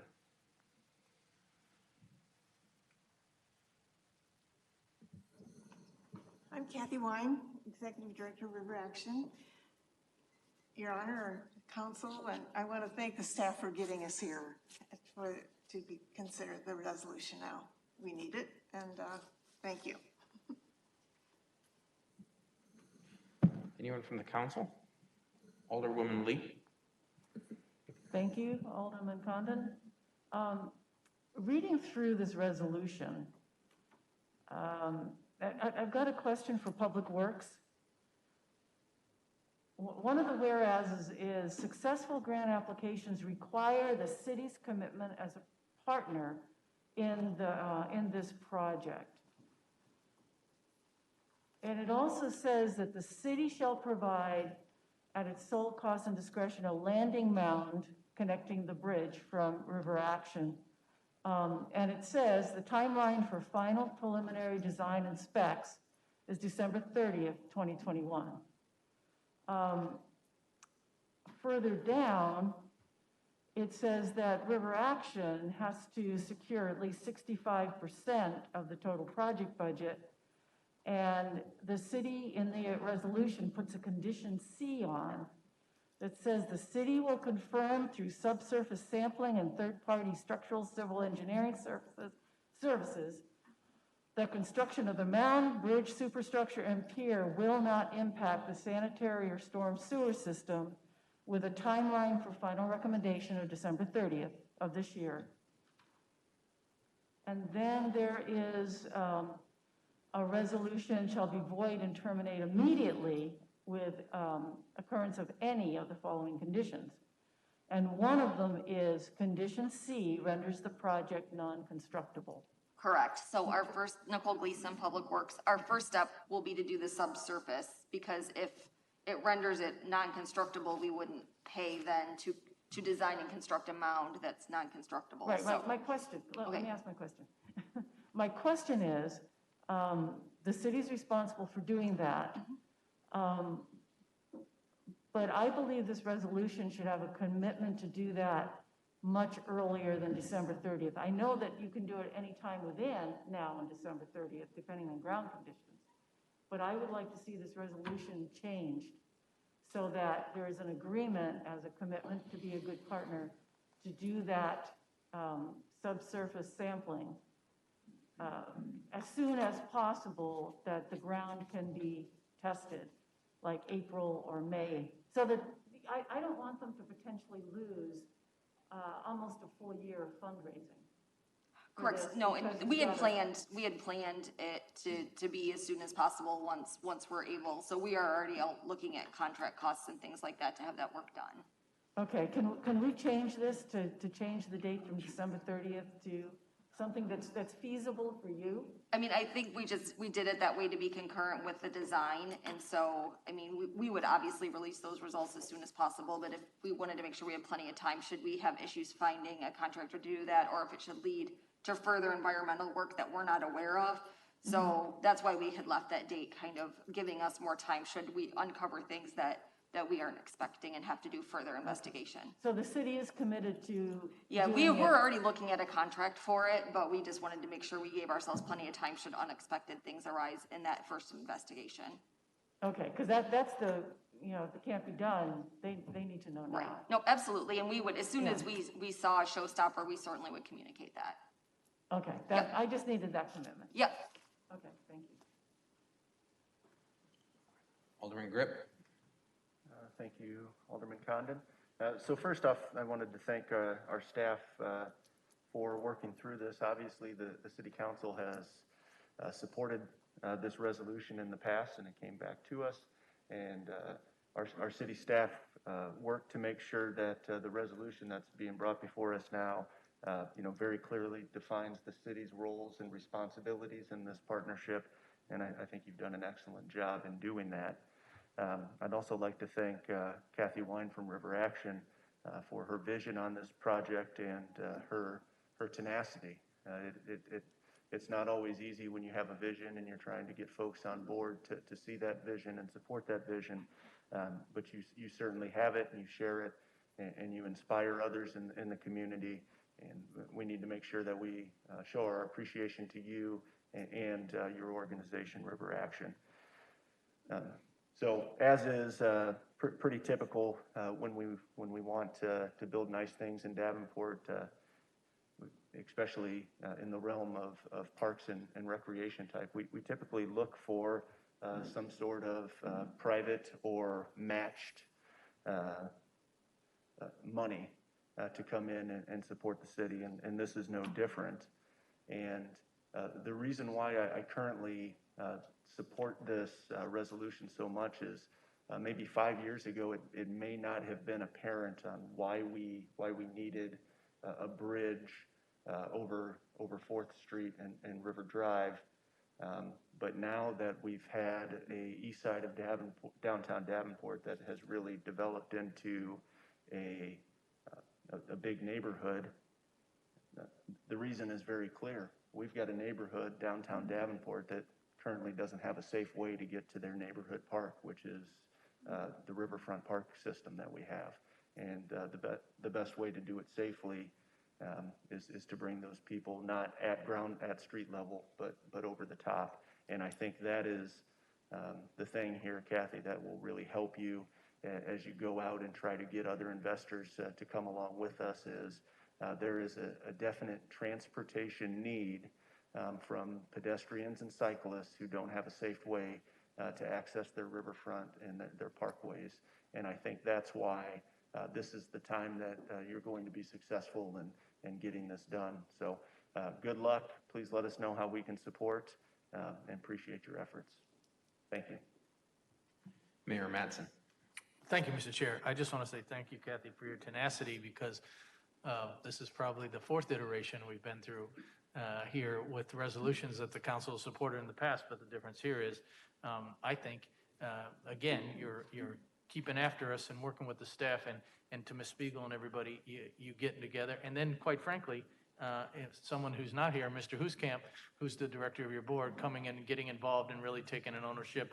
And I appreciate you bringing him to the last meeting we had to get this going, and again, to staff, because we've been talking about it, council's approved it, but now we're actually in the meat and the bones, and thank you for both sides doing that. Thank you, Mr. Chair.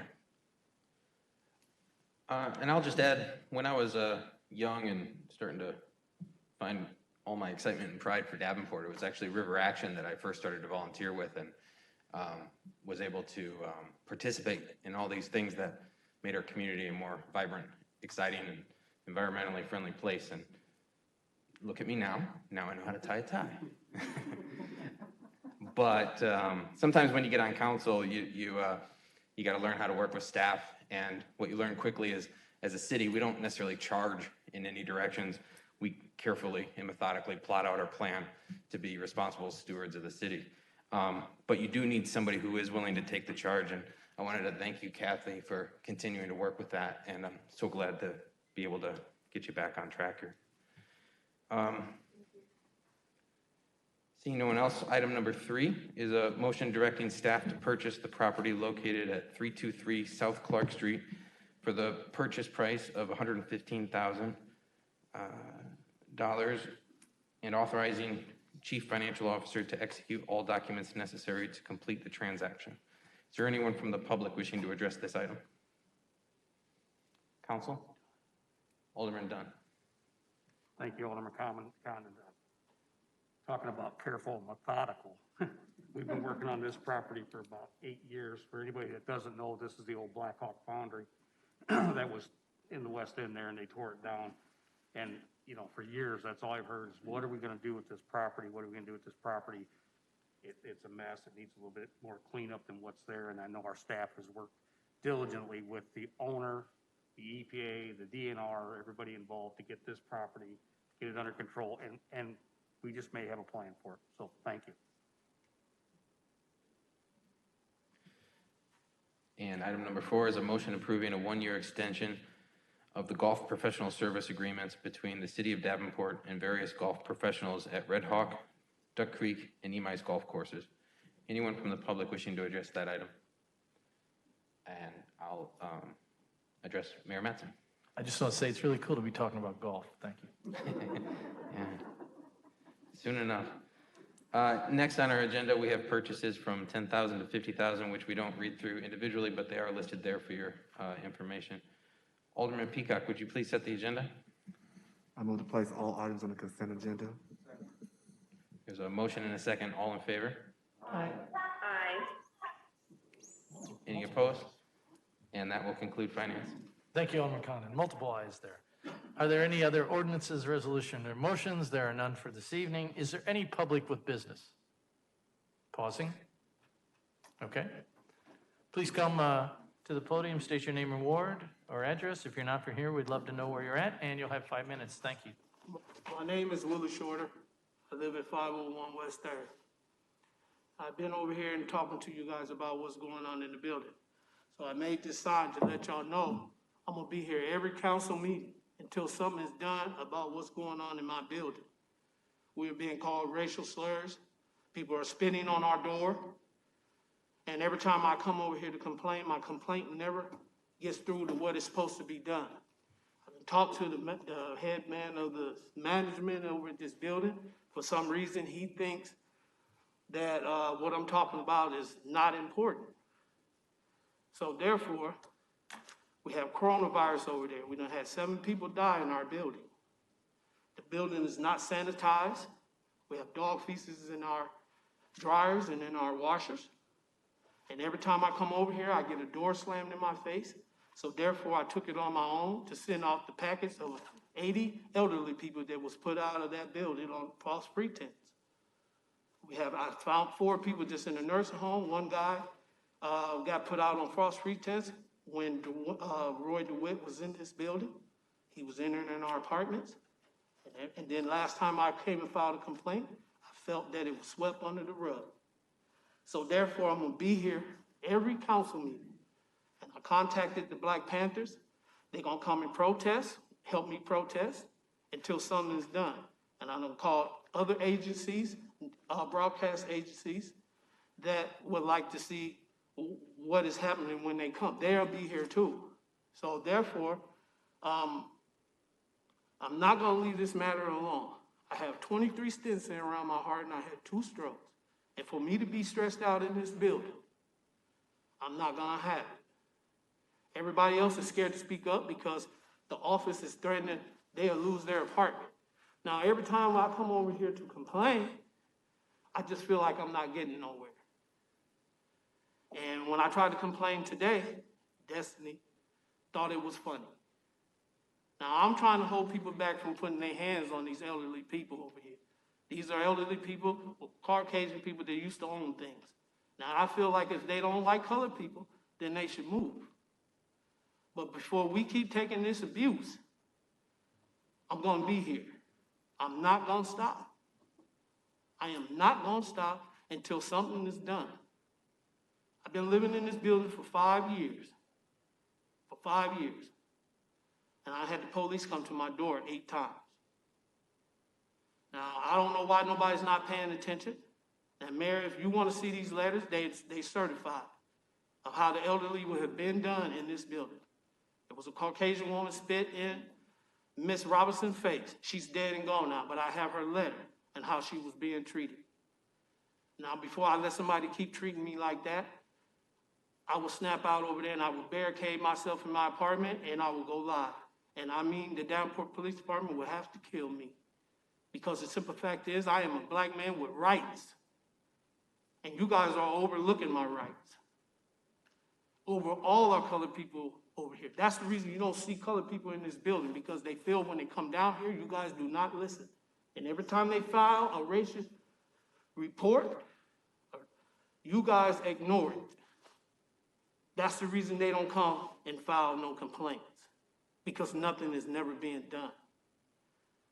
So therefore, I'm bringing a busload next Wednesday, whenever y'all have another meeting of elderly people that have got done wrong, and I think you need to listen to what they're talking about.